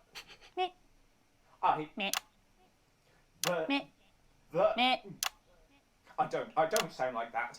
Yes, you do. You do, Alan. You do sound like that. And that's why no one wants to be your friend. I've got loads of friends. No, you haven't. I don't think you do, Alan. Yeah, stop lying, Alan. I'm not lying. You are... Oh, good one. Well, I'm telling. Alan James, Katie Brightman, thank you for joining me. Some real food for thought there from two of the territory's leading minds. Any moment now, I'll be heading over to Jeremy, who is going to be bringing us an up-to-the-minute report of the status of the nation. Over to you, Jeremy. Thank you for what I'm sure was a reasonable debate which really contributed to the national conversation. Next, out on the streets, someone who's always doing exactly that. It's Patrick Bannon. Are you there, Patrick? Hello, Jeremy. Yes, hello, I'm here. I'm here live. Apologies for the quality of the broadcast today. Couldn't find any cameramen or women brave enough to come and join me, so I'm out here on my own. Right, and can you tell us what it's like out there? Yep, I can. It's as you can see behind me, the streets are currently completely deserted. So my question, Jeremy, is just how long? I mean, could there be danger lurking just around the corner, waiting to end the fledgling career of this young, promising journalist before his full potential is even realised? Will he die, underappreciated by management, and frankly, if you ask me, very, very much underpaid? I don't think there's any danger of that, Patrick. What's that on your jacket there? Oh, that's actually a sponge. What I've done here is made a snuggle-proof jacket, Jeremy. The network didn't bother sending me any PPE, so I've been forced to improvise. In fact, showing the sort of resourcefulness that would make me an ideal candidate for, I don't know, for example, an anchor position starting whenever they'd like. From your point of view, Patrick, just how safe are our streets? Not safe at all, Jeremy, not safe at all. I'd recommend people staying inside, following government advice, and not putting themselves at any risk at all. Unless, of course, like me, it's for groundbreaking journalism reasons. Mm-hmm. And just where are you, Patrick? I'm in the street, on the street. Which street? I think I'm struggling to hear you, actually, Jeremy, there. Which street? Which street are you on? Oh, which street am I on?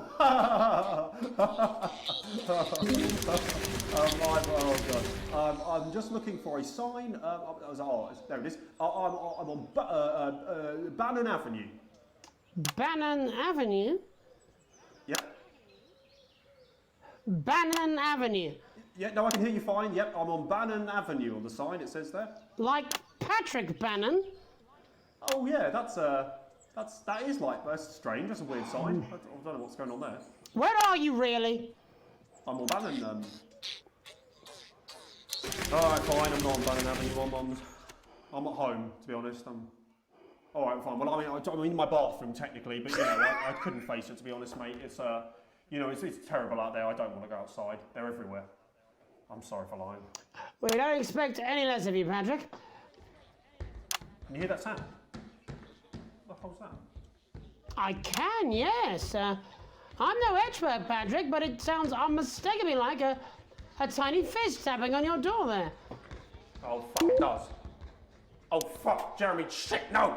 Oh, bollocks. Right. Perhaps there's a small queue of tiny fists, each wielding a different gendered household implement, ready to bash in the heads of lying little roving reporters. But you're lying, aren't you? Oh, shit, fucking, listen to me, you bastards!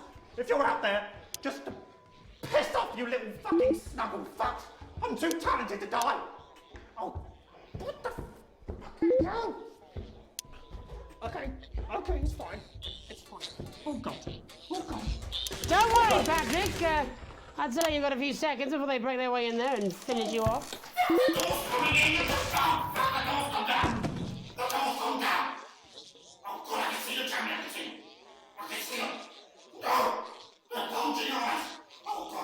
What do you see, Patrick?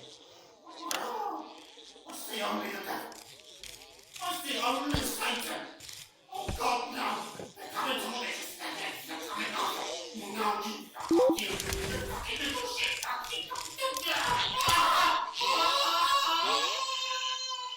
Thank you, Patrick, for that report, showing the nation, and more importantly, management, just where you belong. It's time for another break, but when we come back, we'll be hoping to take your mind off the world for a little while, and who knows, maybe even bring you a few smiles.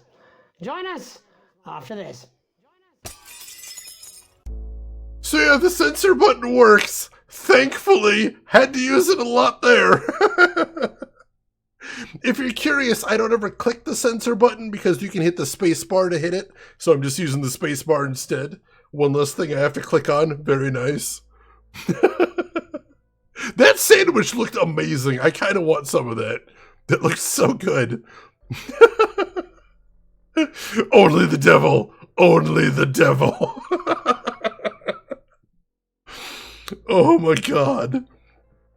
Yeah, Jeremy has had it with all of this. He doesn't care. Wow. I just love that line so much. That was so good. Well, he's dead. Good luck with being dead, I suppose.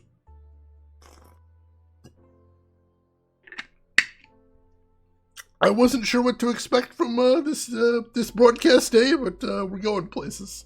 We're going places. You're damn right. Yeah, I had them delivered. Yes, to Bannon Avenue.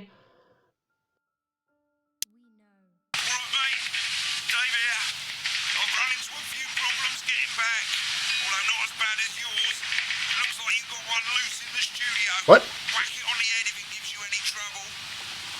It's pretty bad here too, mate. They've got on board. Captain's down. Worse, chef's down and we're out of rum. Not sure I'm going to make it to sobriety or dry land. If I had a missus, I'd ask you to tell her that I love her, but to be honest, I've kind of pissed my life away, mate. Still, at least I'm outdoors, eh? Yeah, there's that, I suppose. Good luck with that, buddy. No, I'm not. Whoa! I'm not going to. I don't have to. No, you're being a child. I'm not. I'm not. I'm not, I'm not, I'm not, I'm not. No, no, oh, 5, 4, 3. Welcome back to the National Nightly. Well, welcome back anyway. We know isolation isn't easy, so finally tonight we have something a bit different for you. Even though some people felt it's not our job to entertain the public with absolute nonsense, other, more important people overruled those people. So it's time to find out who will National Nightly win and who will National Nightly lose. So, how do we play? Well, joining me is a man who knows all about playing. It's Tommy Harris. Hello, Tommy. All right, Johnny. It's good to see ya. And how are you finding the lockdown, Tommy? What do you mean lockdown? The enforced isolation of everyone in the country. Ah, yeah. I think I heard about that, actually, yeah. You're in bed, Tommy? Yes, you called during nap time, so... Of course, that's my fault. So, why don't you tell us how the game is played? Well, it's pretty simple, Jeremy, you sausage. I'm going to ask contestants from around the territory 3 questions about what else? Yours truly. And those people are going to get a chance to win a very special prize. And what are they playing for, Tommy? Drum roll, please. Jeremy. Ugh. Thank you. This. Is that... What is that? It's my athletic support, Jeremy. Oh. But I've signed it, so... Oh, well then, what a fantastic prize. Have we got anybody waiting to win this once-in-a-lifetime prize, Jimmy? I believe we have Angie on the line. How do you feel about winning this man's old pants, Angie? I've never been so excited, Jeremy. And can I just say, I love you. Both of you. Well, you've said it now, haven't you? Oh, Angie, I love you. In a way. Tell us about yourself, Angie. Well, what can I say? My name is Angie. Always has been. I'm a human woman, and my dental hygiene has been described as acceptable. Brilliant! Right, well, shall we get this shambles underway? Absolutely, John. Can I get 30 seconds on the clock, please? We haven't got a clock. Yeah, I did ask for a clock. So... Well, why don't you start, and I'll stop you when it inevitably becomes unbearable to watch. I love it. All right, here we go. Time starts now. Question 1. When is my birthday? The 13th of August at 7:19 a.m. That is absolutely correct. Question 2. What? I said, what is my favourite colour? Crushed praline 4. Correct, the colour of my nipples. And finally, Angie dear, what is my star sign? That's a trick question. You were born outside of the human understanding of the cosmos. Unbelievable, that is correct. Stop the clock. Wow, that really was tough to watch. How did you do, Tommy? Well, Angie, my love, you got every single question right. Which of course means you lose and win absolutely nothing. Thanks for playing, Angie. Bye. Do we have another contestant on the line at Jelly Bean? We do indeed. We should have Sonia Artleach. Are you there, Sonia? Of course I am, Jamie, darling. Thank you for being here, Sonia. Oh, there you are, Tommy. Mwah. Let me guess, you work in theatre, don't you? Is it that obvious? What gave it away? Was it the glamour or poise? It certainly wasn't your inherent sense of humility. Tell us about yourself, Sonia. Oh, well, if you must play this game. I am a theatrical agent. I represent the likes of Rudy Beefman, Samuel Coffee Cup and Jodie Carpetburn, amongst others. And how's the lockdown affected you, Sonia? Well, they may have closed the theatres, shut the studios and boarded the cinemas, but they won't get me that easily. How are you managing without any work? Due to a savvy clause in all of my artist contracts, I am able to claim my 15% from their unemployment benefit. Wow, that certainly is sharp. Standard stuff, standard stuff. And can I ask, where are you speaking to us from? Well, I work from home, you know, to keep costs down. And who's this? Oh, well, you know, when they gave the order, I was actually mid-meeting with a client, so we've been isolated together. No fucking way! What the fucking fuck? Is that Tommy Harris? I'm a huge fan. Can I just tell you how bloody brilliant you are? Actually, Jeff, we're about to play a game, aren't we, Tommy? We got time. Well, if it's not too bold, I think I am in love with you, Mr. Harris. No, it's not too bold. That's all right, don't worry. Hey, I'd love to show you some of my stuff. I've been working on some new shit. Well, at least you're already aware. During lockdown, we've been workshopping some of Jeff's ideas for much younger children, haven't we? People still let you near their children, do they? Yeah, that's right. Yeah. I've been developing some shows for younger children. Well, we'd love to see it, wouldn't we, Gerbil? Absolutely dying to. Right, so, what do kids love? Timely child support payments from their absent fathers. Shallow and overproduced musical numbers? That's right. Animals! So, I'm trying to address the things that kids need to know, but through a medium that they'll understand. Do you understand? I think yes. Jeff's one of my best clients, aren't you? I am, yeah. So, the first one we've been working on is called The King of the Jungle's Mortgage Repayments. It's about a lion who's having problems with his interest rates. I see. Does he have a broker? He does, yes. He's a porcupine. How did you know that? Well, your work is universal, darling. It speaks to people. I'm going to say something to you, mate. I think you're onto something here. Oh, the bear, Yes, right. This one is much better. So, this one tells the tale of Mr. Bear. Now, Mr. Bear is a very sad bear, because all of the other bears don't think that he'll amount to much, and they tell him that his plays are lazy and derivative. I think you're onto something there. Now, Mr. Bear is a tragic figure. Picture this. He's at his lowest ebb. The trees are closing in. He can't even face his salmon, can he? No. But then he meets someone that will change his life forever. This is fucking gripping. That's right. He meets a wise old octopus who takes him under his wing and says, "No, Mr. Bear, Don't be sad. You're not like all the other bears. You have this ambition and these dreams. Such fucking dreams. I think I love you, Jeff. And what you need to do, Mr. Bear, says the octopus, probably doing an 8-armed gesture or something. What you need to do to find happiness in this crazy old forest is you need to set yourself more realistic goals. It's called Mr. Bear Lowers His Expectations. Wow. Wow.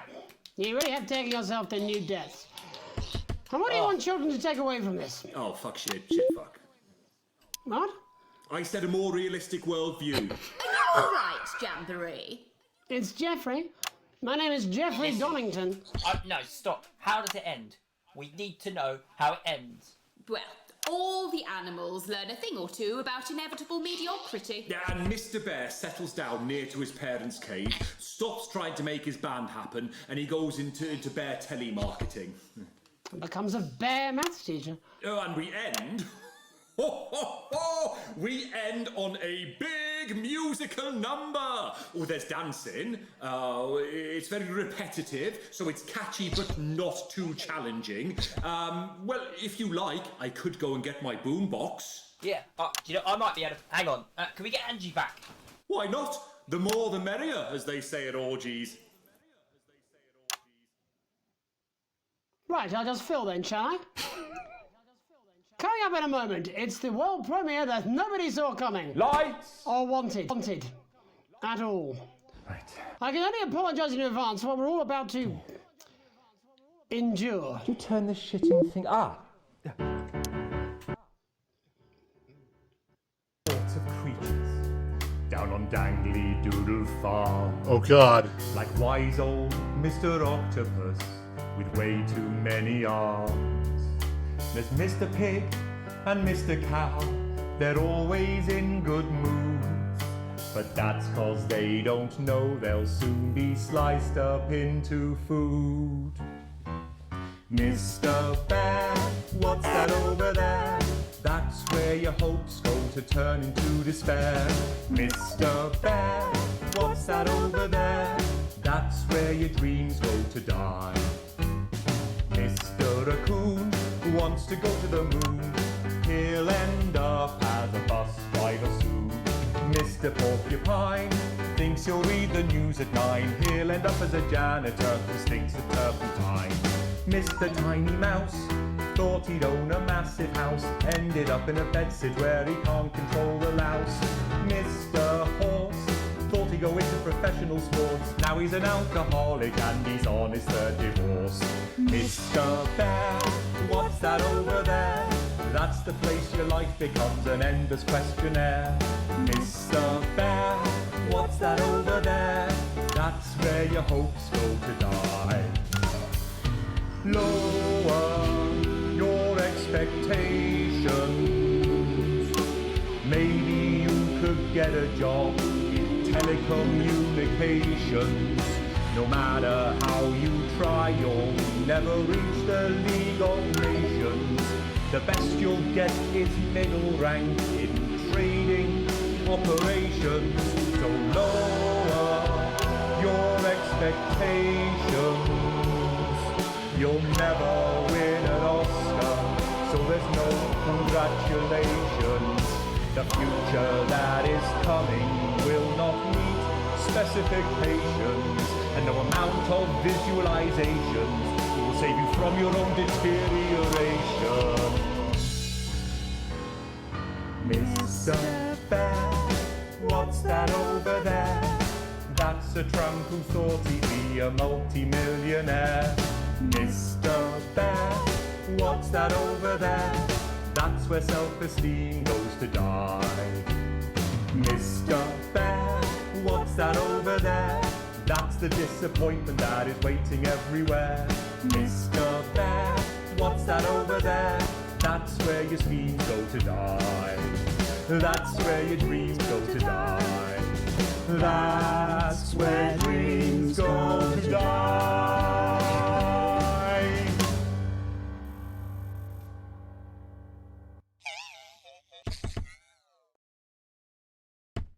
It's not been easy, but God, you're not listening to me, are you, Alex? Alex? Let me guess, work. Of course. Don't worry, I won't be a distraction for long. I'm going, Alex. I'm taking Susie and we're staying at Chris's for a while. Oh no. Charlie can stay with you since he's the only one of us you treat with any compassion. Oh God. I just need to think. I'm sick of Susie and I being last on your list, your last priority. Can you stop thinking about work for 5 fucking seconds? Go on, press that button. Press that button and see what happens. In 3, 2, 1.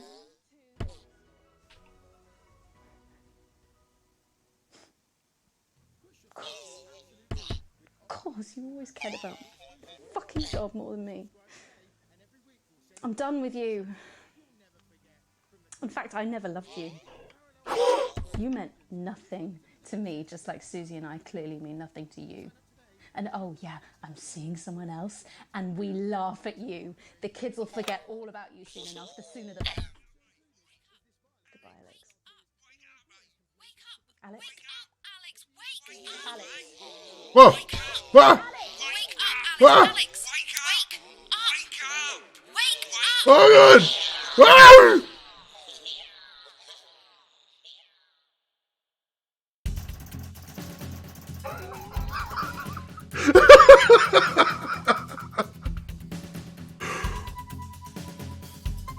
Okay.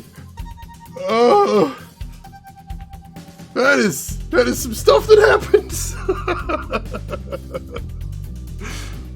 Oh geez, Falls, I'm sorry to hear you're not feeling so good. Well, you take some rest if you need it, Falls, but it's good to see you as always. Relentlessly, oh my God, that song was incredible. Punisher, what is up with the possessed teddies? They are toys that have gone mad and are rampaging across the city.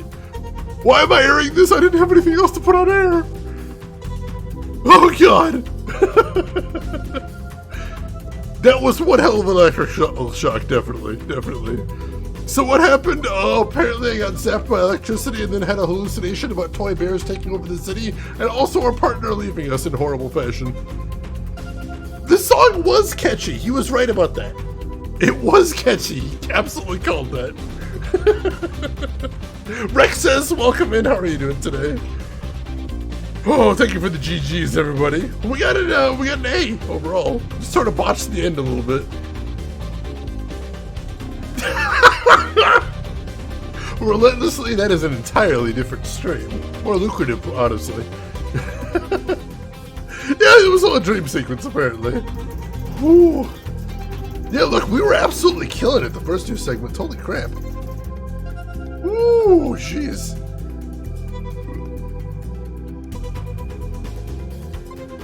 Alright, everybody's doing the same. The network still loves us, that's a good thing.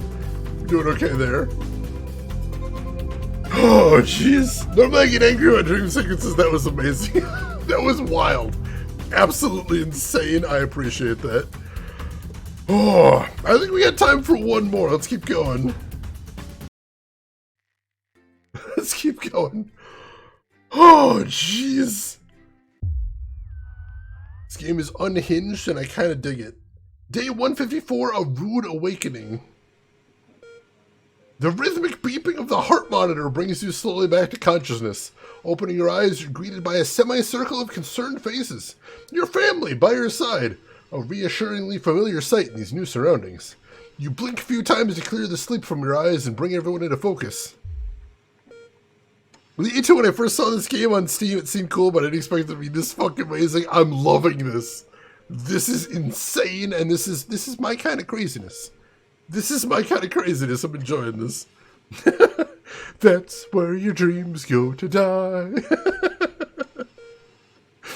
I like when Jeremy asked him what this was about, and he just started swearing excessively. That was insane. That Kurt Wolf, multiple holidays. We're doing good for ourselves, but also electrical shocks. So it's horrendous. Looking up Sam's face, a mixture of concern and frustration. Things haven't been great between you two lately, and Chris hasn't been helping things. Looming at Sam's shoulder with a sour expression, it's clear there's still no love lost between the two of you. While Sam clearly is worried about you, the family's scowl is obvious on both their faces. You reach a hand out to Sam. Thanks for coming, honey. It is nice. It is nice. The worry for you wins out, and Sam takes your hand before leaning in to kiss your forehead. Of course, sweetheart. I could never have been anywhere else. For the first time in a while, you both genuinely smile at each other before you look to the rest of your family. Susie is standing next to Sam, less worried now that you're awake and smiling. You can see Sam's worry on your daughter's face, but it quickly turns to a frown when she notices you looking at her. I'm glad you're okay. It's muttered more than said, a grudging acknowledgement that despite your recent differences, she still cares. Thanks for coming, you groan back playfully. Susie can't help but smile back at you, rolling her eyes good-naturedly. It's great to have her here. Charlie catches your eye as he fidgets at the edge of the blanket. You cock your head and look at him, one eyebrow raised questioningly. As soon as you turn to look at him, you can see Charlie tense up, his concern clear on his face. So, you're definitely good, right? He finally asks, quickly looking away. Of course I am, buddy. Nothing to worry about. Charlie looks at you and grins, one of those infectious smiles that spreads around the room. It's always good to have him in your corner. Your smile fades as you notice your mother staring listlessly out the window.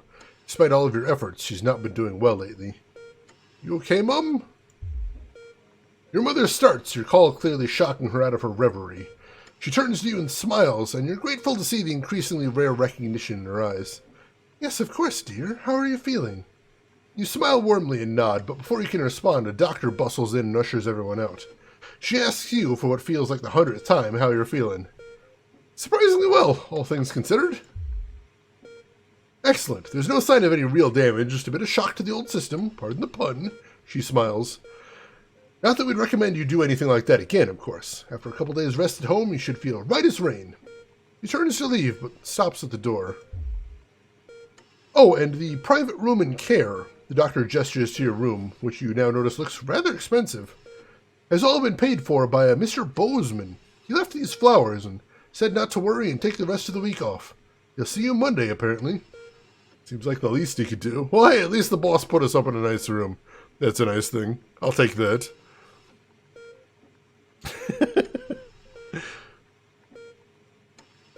So yeah, all this episode was recorded during the big lockdown right there, and they even made a documentary about that, which is really cool. Sounds about right. It's a little too realistic. Oh, goodness. Ooh. Day 180, a burden to bear. Oh, God. Please, no more bears. Please, no more bears.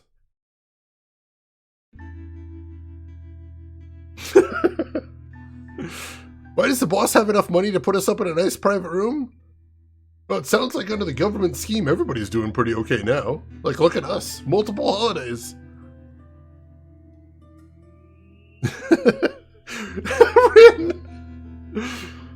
Let's see. You come home from a particularly late shift to find the kitchen light still on, which isn't normally a good sign. Everyone's usually in bed by now. Softly opening the kitchen door, you find Sam at the table. Bills and papers are strewn in front of them, as well as what looks to be the second pack of biscuits. They give you a quick kiss as you take your seat next to them. Sam frowns and goes back to the bill they're holding. Hey, sweetheart, just looking at the numbers again. They look at the door over to the pantry, now converted into your mother's bedroom. We've been doing our best, but I think Cassandra really needs a nurse to look after her now. Suddenly, the bills are all you can see. But we're multiple holidays. Fortunately, with the money that's been coming in and what we've been able to save, we've got more than enough to keep going. With Susie home to help out, the nurse would only need to be part-time anyway. Sam smiles at you. I know things have been difficult, and the daily care won't be cheap, but she's your mother. We have to, really, don't we? Oh, God! Alright, I see what they're doing here, but no. You gratefully smile back. Of course you'll pay for the care your mother needs. It's fine. It's good. We'll make it work. We only need... We can do without the holidays. It's fine. Alright, our multiple holidays has gone down to holiday time. It's fine. fine. The sword of Damocles sheathed, at least for the moment. You grab the papers and stuff them into a drawer. Such a relief not to have to worry about it anymore. Or so you told Sam. Hours later, you're still awake, staring at the ceiling, thinking, how long will the money last? Yeah, there's a reference. Good term, you don't see it. Ooh.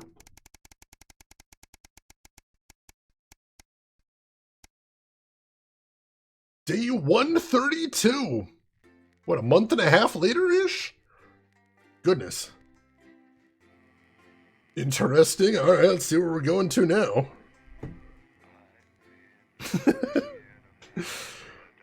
Oh, the other option was there. It's fine. It's fine. Don't worry about it. Ellie learns we're not familiar with this term, holiday. It's not what I've seen in a little while either. It's fine. Don't worry about it. I'm sure it's not important. I don't think we need to worry about it.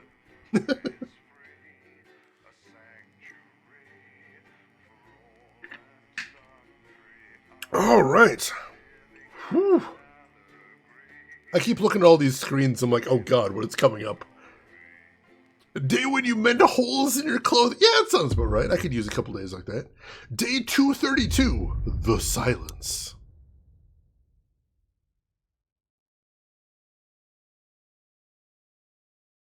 What are we doing? Why does it feel so grim in here? Now. Don't worry, Kath, it'll be all right. No, it won't be all right, Kath. Pack up your weapons of optical destruction and get out. You realise you're beginning to sound like me? I mean it, Kath. Stay where you are, Kath. Jenny? This is not Jenny's decision, Jeremy, or yours. It'll be all right. I'll talk to both of them. Oh, good. You can tell him I'll return his wife's casserole dish at our dinner next week. Dr. Adrian Atkinson Blimey returns with a new season. Jenny? Sizes, and his very first guest is popular parrot. I'm sorry, Kath, you're going to have to leave. At 11:30, it's a double bill for popular transatlantic comedy, That Nun. Letting it go to your head. She nearly blinded me. 10 seconds, I everybody. thought we were all part of a team these days. Things are better, Jeremy, you know that. Just stop being so Sorry, in high and mighty 5, and do your job. 4, You'll have me fired too. 3. Don't tempt me. Meghan and all the team at the National. Good evening. I'm Megan Wolfe. And I'm Jeremy Dalton. Our main headlines tonight. The establishment strikes back. The World Council has agreed today to impose punitive sanctions on the people of this country. The sanctions, which are broad-ranging, include restrictions on the supply of oil and gas, food, clothing, and even some medicines. But how should we react? We asked the public. What do you think about all these sanctions? I doubt it make a lot of difference, Pet. I've lived through 2 world wars and I smoke 40 a day. And if that ain't killed me, I doubt this will either. Thanks, Patrick. Fascinating stuff. Popular Prime Minister Julia Salisbury has released a reassuringly brave statement in response to the World Council's controversial announcement. This international declaration is nothing short of outrageous. We are a democratically elected government with massive popular support. We do not recognise these sanctions, and we encourage other socially progressive nations of the world to both resist and ignore them. Advance have struck fear into the heart of the international community by showing that it is possible to have radical change for the betterment of the many. And whilst I wish we could improve other countries as much as we have our own, we do not rely on the help of others to thrive. This country is entirely self-sufficient. We are a team, now more than ever. And this team is on your side. Ooh. Thank you. Defiant stuff. But what do you, the public, think of our government's stance? Robin Short found out. I was wondering if you could tell me what you think of the government. What? That shower of iridescent pricks, punishing success and rewarding laziness? They're taking this country down the bloody Swanee. And it's not just me that thinks so. My wife Iris, she agrees. Putting the grown-ups to shame. An award today for Camp Busyfingers, which continues to break all production expectations. A slightly dazed-looking Sophia Remington presented young foreman Alfie Plank and his team with a certificate, statuette, and a moderately generous tuck shop voucher. So, how do the public feel about the Youth Employment Opportunity Scheme? Patrick Bannon again. What's your opinion of Camp Busy Fingers? What do you think my opinion is? Should be banned. It's bloody child labour. Is that what you like, is it? Children being exploited? No, I don't hurt me, I don't. A momentary lapse of reason. Commuters across the capital found themselves somewhat bemused by the latest stunt by controversial protest group Disrupt. In a baffling start to the day, commuters found performers outside every major station, all dressed and posed identically. Whether we're supposed to be amused or intimidated is anybody's guess, Jeremy, but most commuters didn't even stop to notice. Well, as long as it's not some grand contemporary dance, it's probably harmless. But how do we all feel about Disrupt and their eclectic tactics? Robin found out. Do you have any feelings about Disrupt? It's all a bit noisy for me, really.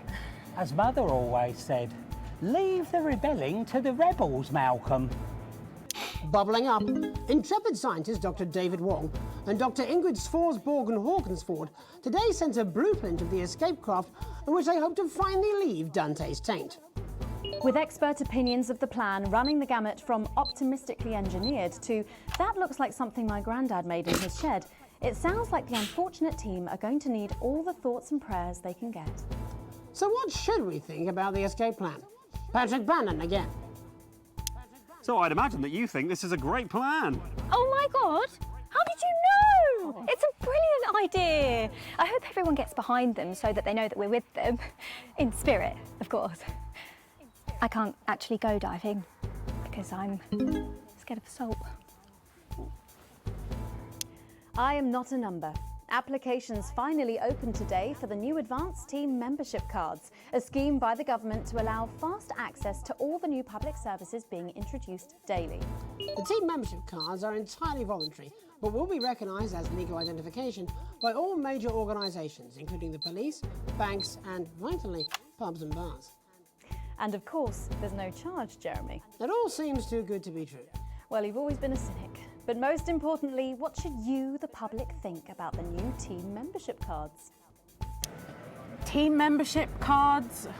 I don't really join things as a rule. As Mother always said, membership is mostly for unmentionables, Malcolm. And finally tonight, game of two halves.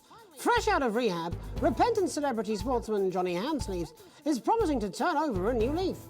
In a surprisingly energetic appearance on the Whitney Chinwag show this morning, Johnny showed everyone he's certainly full of life and raring to go. You better not try that on our sofas. I doubt they'll survive the frenzy. But what should we think of this exuberant behaviour? Patrick? Disgusting. Wise words there. Later tonight, in a bit of a switcheroo, it'll be Jeremy in the culture chair, spitting rhymes with popular rapper Jay Zus. And then we'll both be chatting with a familiar team of thespians set to take the nation by storm again. That's all coming up on tonight's National Nightly News. Oh, God.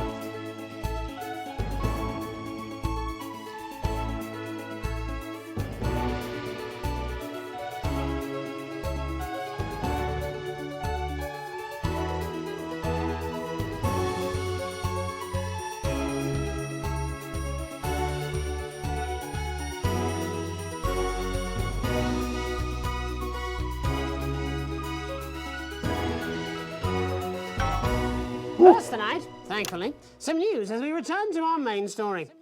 The World Council today agreed that punitive and potentially illegal sanctions should be imposed upon this country. The sanctions, which come into effect immediately, aim to stop the flow of food, fuel and even some medicines from reaching your pockets. Tonight, we have guests from across the continent to discuss this unprecedented situation. For Advance, Peter Clement is at his home in Lamfordshire. Are you there, Peter? Yes, I can hear you, Jeremy. Thank you for having me. A momentous day, Prime Minister. Are you shaken? Oh, I don't scare that easy, I'm afraid, old son.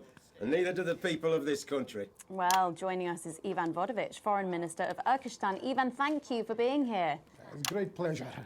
You, Megan Wolf, are like strongest guard at Labour camp who wake up inside body of crazy, expensive prostitute. In my country, you may be worshipped as a god. OK. Minister, as one of those arguing most strongly for these sanctions, how do you feel about Advance's defiant stance? Advance is like man who think he have big career in movies land, when actually he in dirty sanitarium, screaming at mirror and holding tiny penis in hand. He's clearly not from Svenland, and we have like some of the cleanest mental health facilities in the continent, yeah? And welcome to Svenland's Minister of Mojo, Björk. I'm sorry, we don't appear to have your surname. It's just Björk, yeah. We don't use things like socially divisive surnames here, yeah? Minister? It's just Björk, yeah. Right, Björk. Your country spoke in favour of advance at the World Council today, but you were noticeably absent when it came to the actual vote. Well, what a surprise. The hippies didn't show up for the fight. Actually, that's quite racist, because if you must know, we were going to go to the whole, like, vote thing, yeah? But it's actually the Festival of Feuerland here at the moment, where we honor the old generations. So, like, we all had to work our grandparents' Glinja whilst the vote was happening, and that's, like, a really, really time-consuming process, actually. You're like a sissy man. You have this expression, sissy man? Is like man with tiny penis who like to wash more than once a week. Actually, that's quite homophobic, yeah, Oh, because... stop winding him up, Ivan. We're not back at the Grange now. Sorry, Jeremy.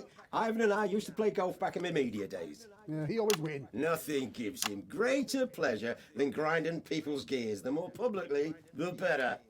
Peter, you're like man with tiny penis who think he have tiny penis, but actually he discovered that. Oh, could it be?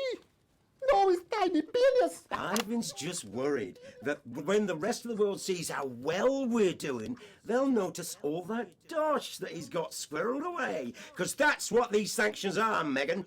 They're the last pathetic gasp of an establishment in collapse. Wolves at the gates, Ivan, old mate. Good. You can join others on my wall. Actually, in Svenland, we have, like, serious animal welfare legislation. And, like, my friend Helga, she got arrested, yeah, for killing a butterfly that was hovering over her fuel thing. I mean, in English, jam sandwich. I used to know a girl called Jam Sandwich. She was a right cracker, too. I wonder what became of her.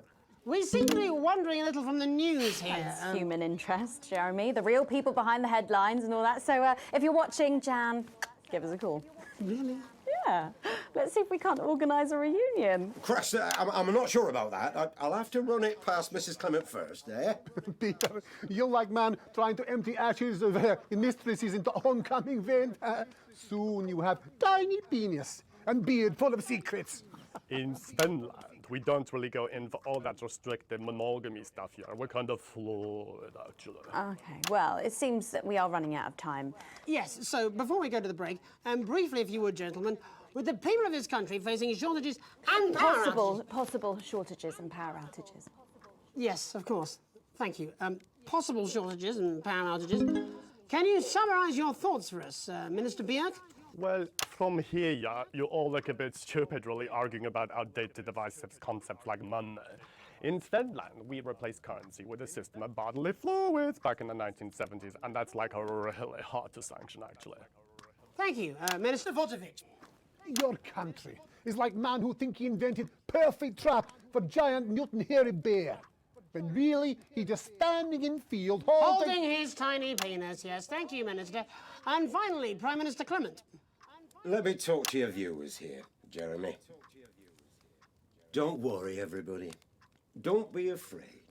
Don't even lose a wink of sleep. We knew the rest of the world would react this way, and we're ready. As my old man used to say, you can't make a shite pie without blocking a few toilets. Thank you, Prime Minister. Reassuring words there. We'll be back. After these messages. 1 minute back. Hey, Peter, I over your way this weekend. You fancy a quick 9? Yeah, sure, front or back. That's what I hope you're asking Megan Wolf for me. She's out of your league, mate. For the correction. Well, you have to be more careful. It's all part of his long-term plan to get fired live on the news at 6 in front of the nation. Can someone warn him it's going a little too well? Oh man, Ivan's fun. I like Ivan. He's like a poet. He's very literary. He has a way with words. A master of metaphor, if you will. I feel like I could learn a lot from him, honestly.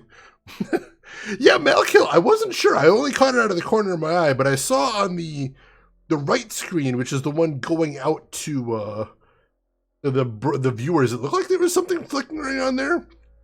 So there could have been a subliminal image going out to the viewers, which is interesting. Yeah, I think that was a Tom Cruise reference right there. Shira, welcome in. How are you doing today, Shira? Hope you're doing well. Glad to have you with us. And Maderico, hope you're doing good. This is a very confusing game, but oh, it's wild. Oh, it is wild. It's like man with tiny penis. Rin! Okay, let's continue.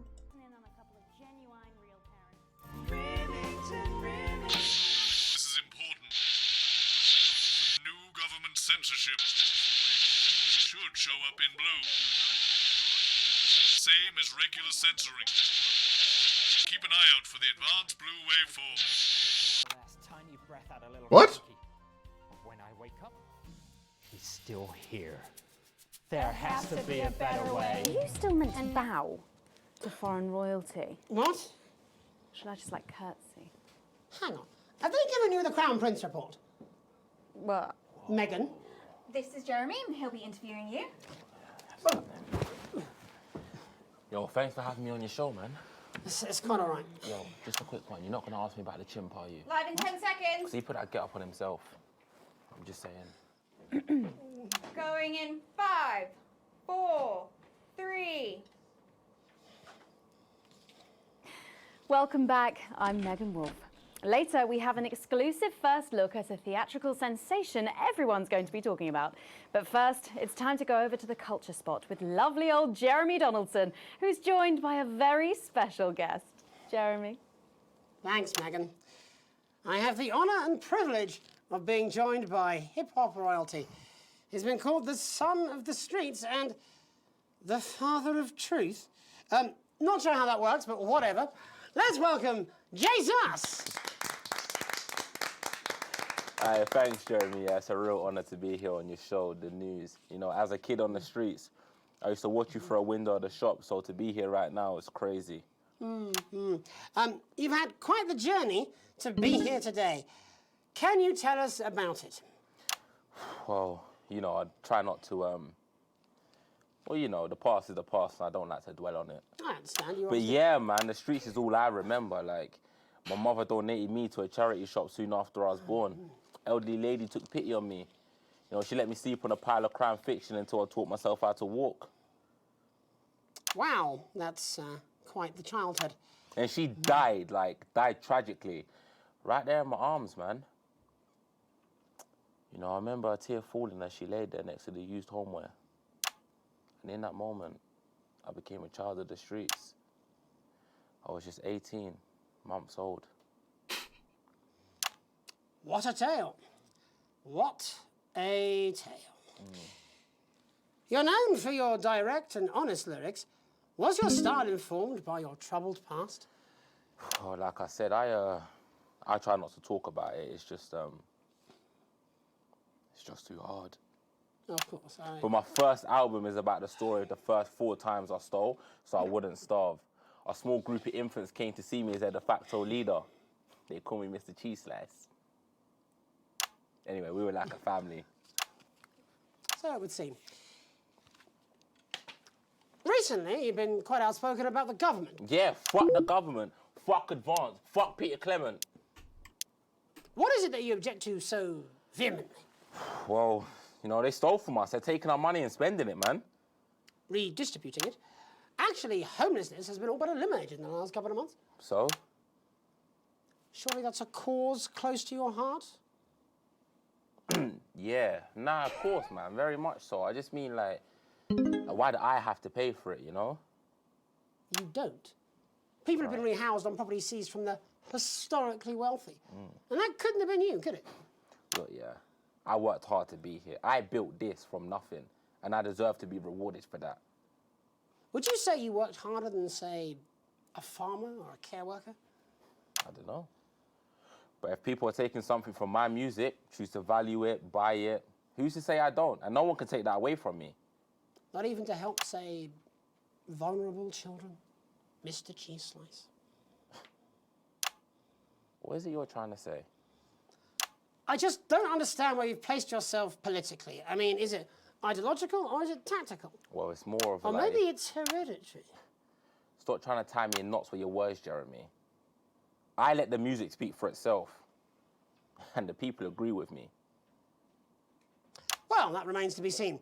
But you have given me a very easy segue out of a conversation that I promise you was much more painful for me than it was for you. So here he is with his hit song, Mrs. Ludlow's Tears. Oh no, I'm gonna do something a little different. It's a new single I've been working on. Oh, so this is unapproved, is it? Yeah, you love it. Excellent. Don't worry, we've got a state-of-the-art censorship system. What's the worst that could happen? Oh, God! So here he is with a new song. Aren't we lucky? It's Jesus! Oh, God. You're gonna pay up. You're gonna pay back.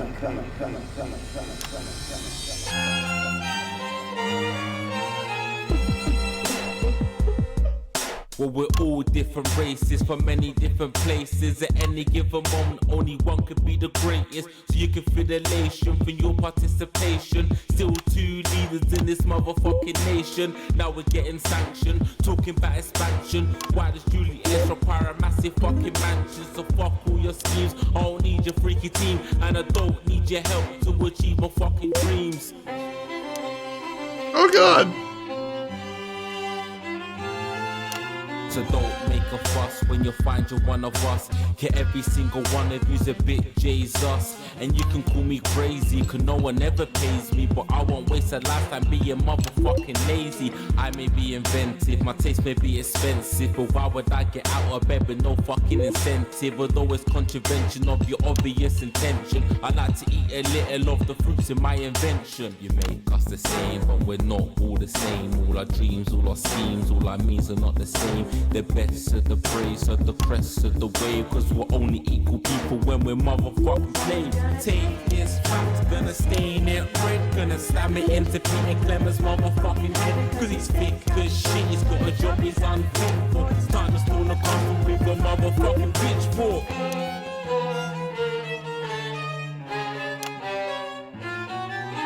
So this is for the snuff ones, the push and the shove ones, the folks that feel the burden of their motherfucking loved ones. Ones who had plenty like a motherfucking Bentley. The ones who now finding that their bank accounts are empty. The ones of aspiration who had to flee a nation. The ones who built a business out of dreams of perspiration. There's all sorts of people, the good and the evil. It only takes a glance to see we're not all equal.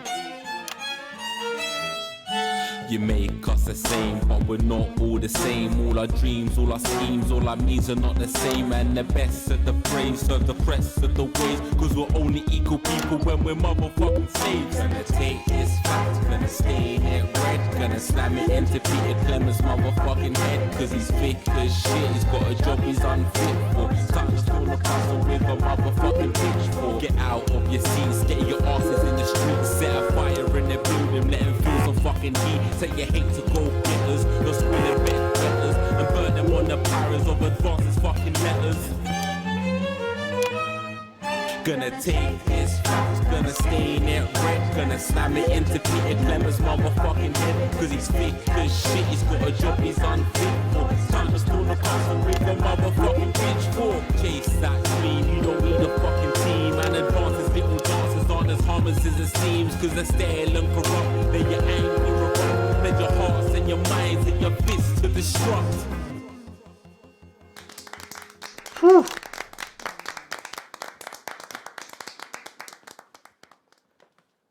Jesus there with his new song. Thank you so much for joining us in the studio. I'm sorry. Machine, welcome in. Thank you for the raid. How are you doing, Machine? How was your stream? Hope you had a good time over there. I actually found this because Ferocia played this, of all things. That's a wild connection right there. Thank you so much for bringing your community over here. So one thing you can't probably see just from watching here. Oh, Emperor! Emperor, thank you so much for the tier 3 resub at 64 months. Which I can't read any of that on stream. TOS, Emperor, what the heck? What are you doing to me?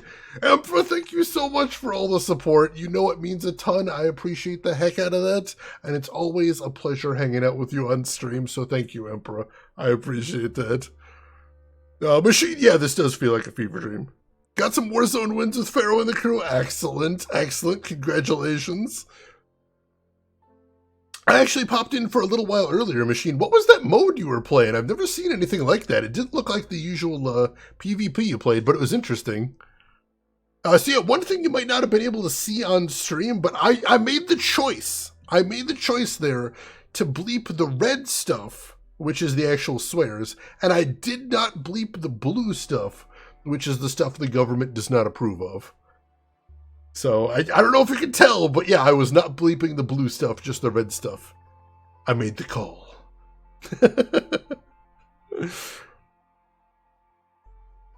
I think it was PvE, it seemed like it. You guys were talking about gas and doors and fans. That was interesting. I've never seen that one before. Board Jams, welcome in. This is a weird game, it really is. I'm enjoying it though. Shane is rebel a little bit, in some ways. We'll see what happens, though. There's probably going to be consequences. 3-player co-op missions. That's interesting. I had no idea those existed. Ferocia! Welcome in, Ferocia. Welcome in, Ferocia's community. How are you doing today? Ooh, holy crap. Thank you so much. How did the rest of your stream go? I hope you had a good time today. And LR Dewey or IR Dewey, I'm not sure. Either way, thank you very much for the 5 gift subs to Dragon Lady Myth, Wakaboo, Eric Director, Crippled Gamer, and Joda. Thank you so much for the generosity. I appreciate the heck out of that. And welcome in. How are you doing today? How's your weekend going? And to everybody else from Ferocia Stream, if you don't know me, my name is Shane. That's Shane's Games. I play the obscure, the unusual, and the nostalgic. And today we are playing Not For Broadcast, which is an absolute fever dream. It's insane. It's wild, and I love every second of it. It's very difficult to describe, but it's insane. I love it. Long Range Dewey, gotcha. Thank you, Machine, and thank you very much for the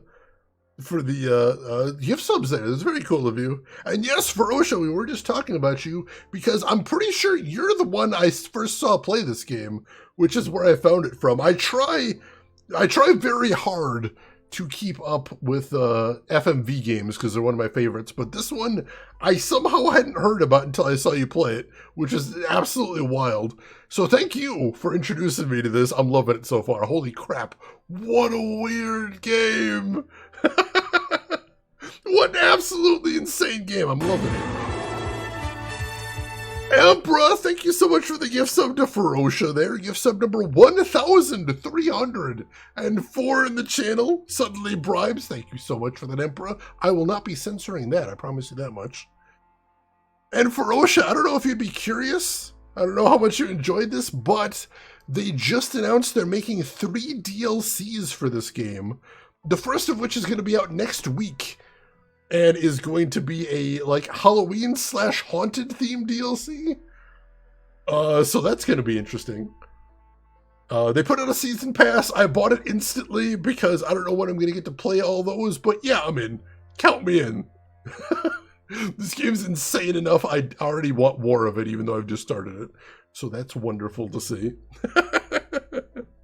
This is definitely an unusual one.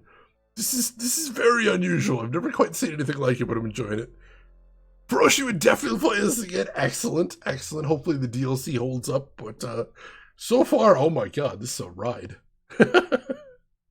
So we're getting near the end of the day here, so let's go ahead and continue and see where this is going. I may not agree with you, but I'd just like to offer you an apology. I've just been told that there was some kind of issue upstairs, and an attempt was made to censor some of your lyrics. What? Are you joking? I'd just like to say to you and everyone at home that this was a mistake. This is absolutely ridiculous. I cannot believe this.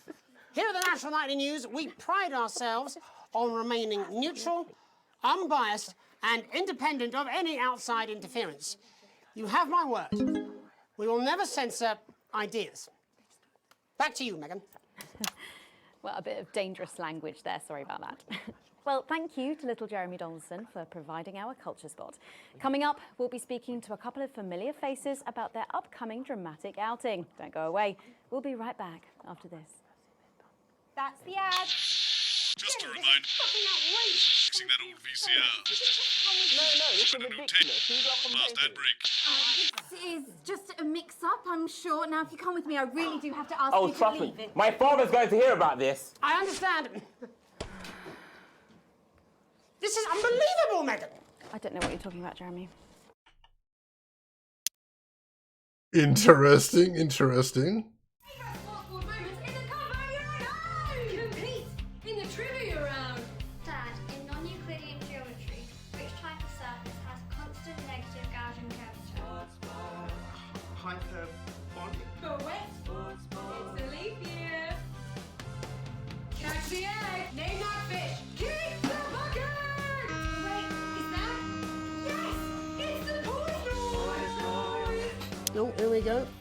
Oh, shut up, stop it. What is happening? I hope everyone reacted appropriately to the poise noise. Don't just be sitting there. You know what that noise means. I hope. Hope somebody knows what that noise means. Let's see. Orangutan, I'm somewhere between curious and... Yeah, I'm a little worried about that as well, to be honest. But it seems to be all over the place, so I'm trying to give it some slack so far. Ferocia, thank you for the gift sub to Dewey right there. Gift sub number 10 in the channel. Thank you for that, Ferocia. That is awesome of you. I appreciate the heck out of that. And Dewey, enjoy my absurd emotes. I don't know if you've ever had a desire to have my tiny screaming face as an emote, but you got it now. You got it. Enjoy that. Kick the bucket! But wait, it's leap year. Rin, thank you for redeeming posture check. Orangutan, you reacted appropriately in a David Mitchell sort of way. Excellent. Petition to rename posture check to poise noise. I will take it under consideration. Love absurd emotes. Excellent, excellent. I've got at least one of those, so that's a thing.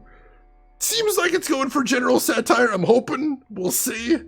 It is definitely... It has its moments of darkness, and I am sure it's going to get darker before anything, but it's interesting. It is interesting.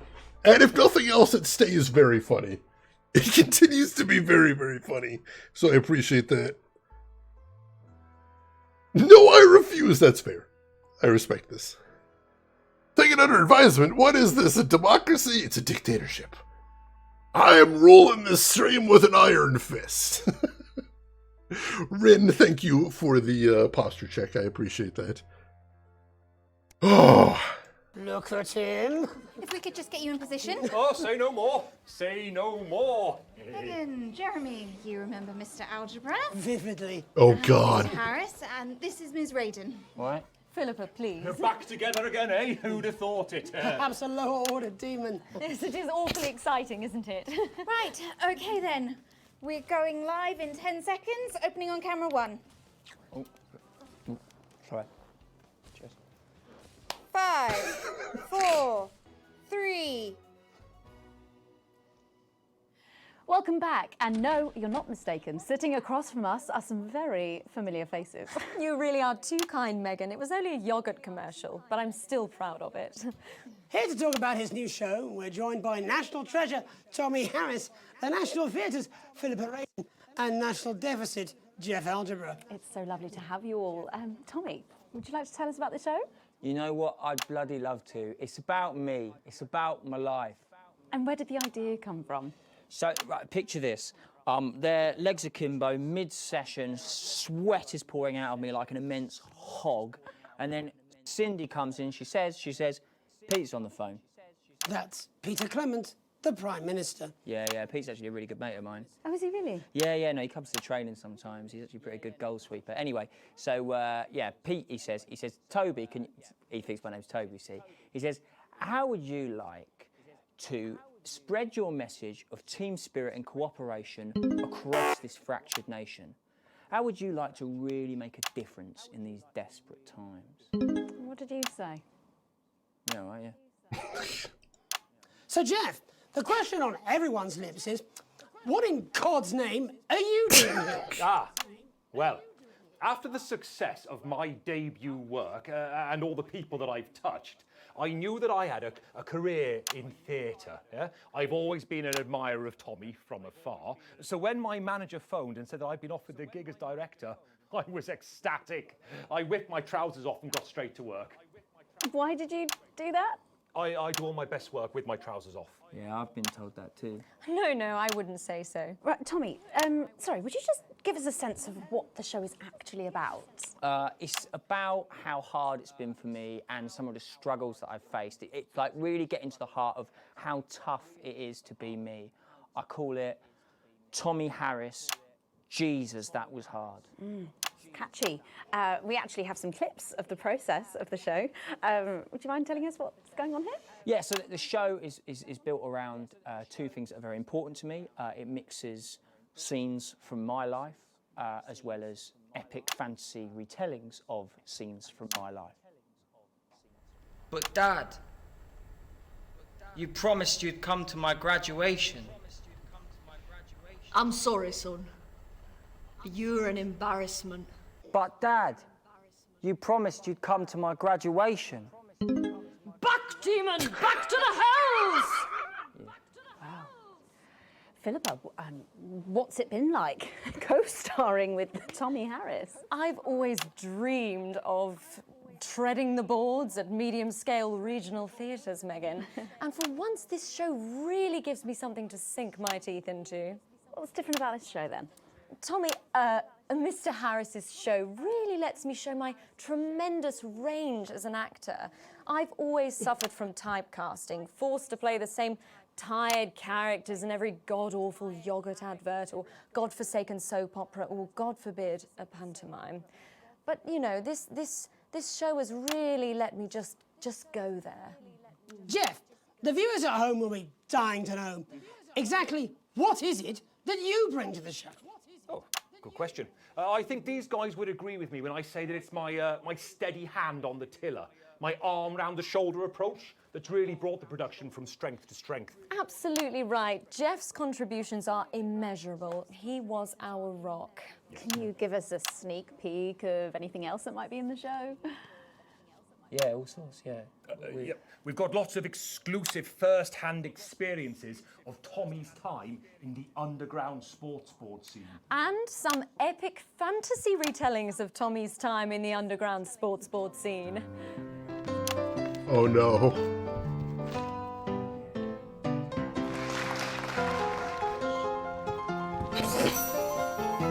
You'll never take the sacred pass! And am I right in saying this was officially commissioned by the government? Yeah, all paid for by the taxpayer, which, you know, to be honest, was actually a lifesaver, really. I think it's fair to say that without Advance's support, we'd have had to cut the finale. Which, frankly, would have been a travesty.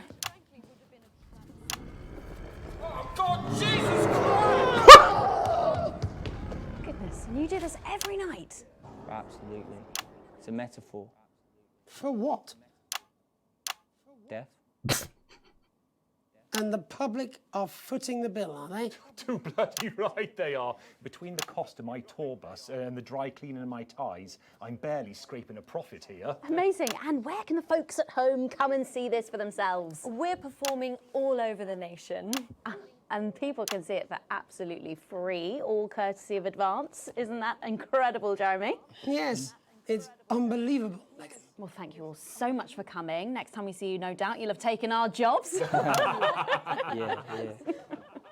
That's all we have time for tonight. Join us tomorrow when I'll be interviewing the world's most attractive horse. I'm Jeremy Donaldson. And I'm Megan Wolf. And from all of us here, have a peaceful night. That's the ads. Let's get reset for tomorrow, please. Hey, we must stop bumping into each other like this, eh?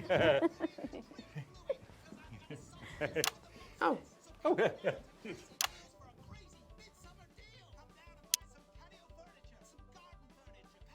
Oh, jeez.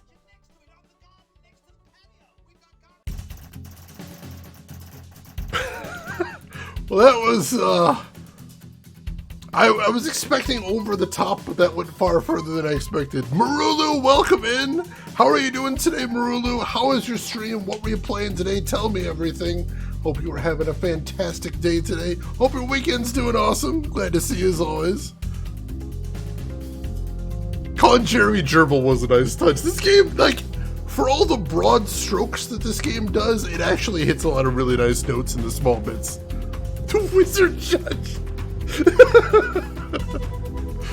I love how the word unbelievable can be either good or bad. It's carrying a lot of weight in that sentence right there, most definitely.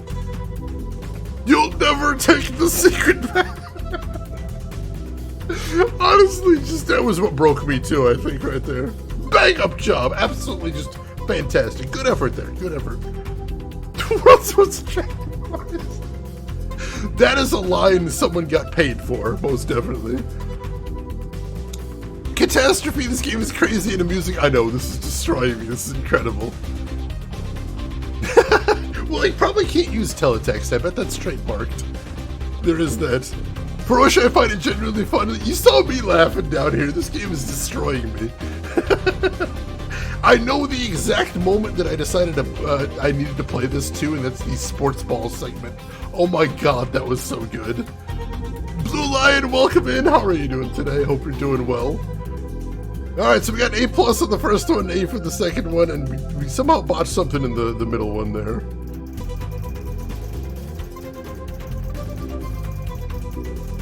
Exceedingly poor edit.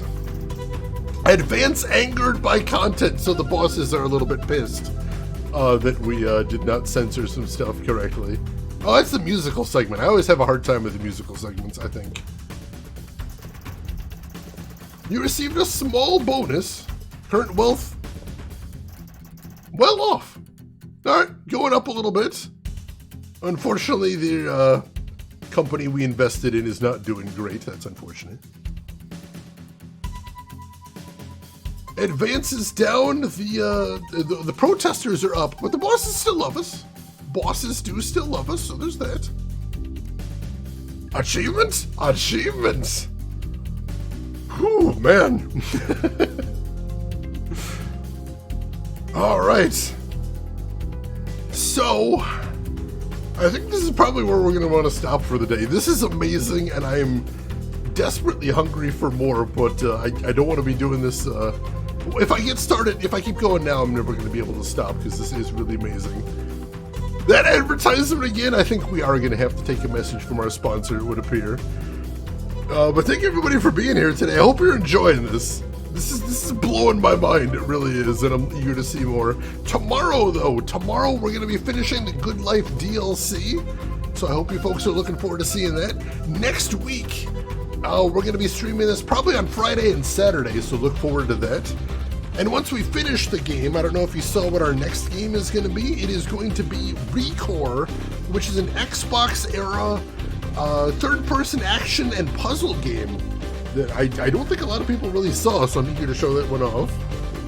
That Believe again, that small bonus again, that sports board again. Yes, all this and more. Goddamn hellhole indeed. So look forward to that. Cool story, great cast. Remember, chat, don't be like Gary the Fist. Don't. That was the entire message. You put on that whole thing. Please remember that, otherwise there's no point. So we are going to wrap it up here. I'll go ahead and save and quit.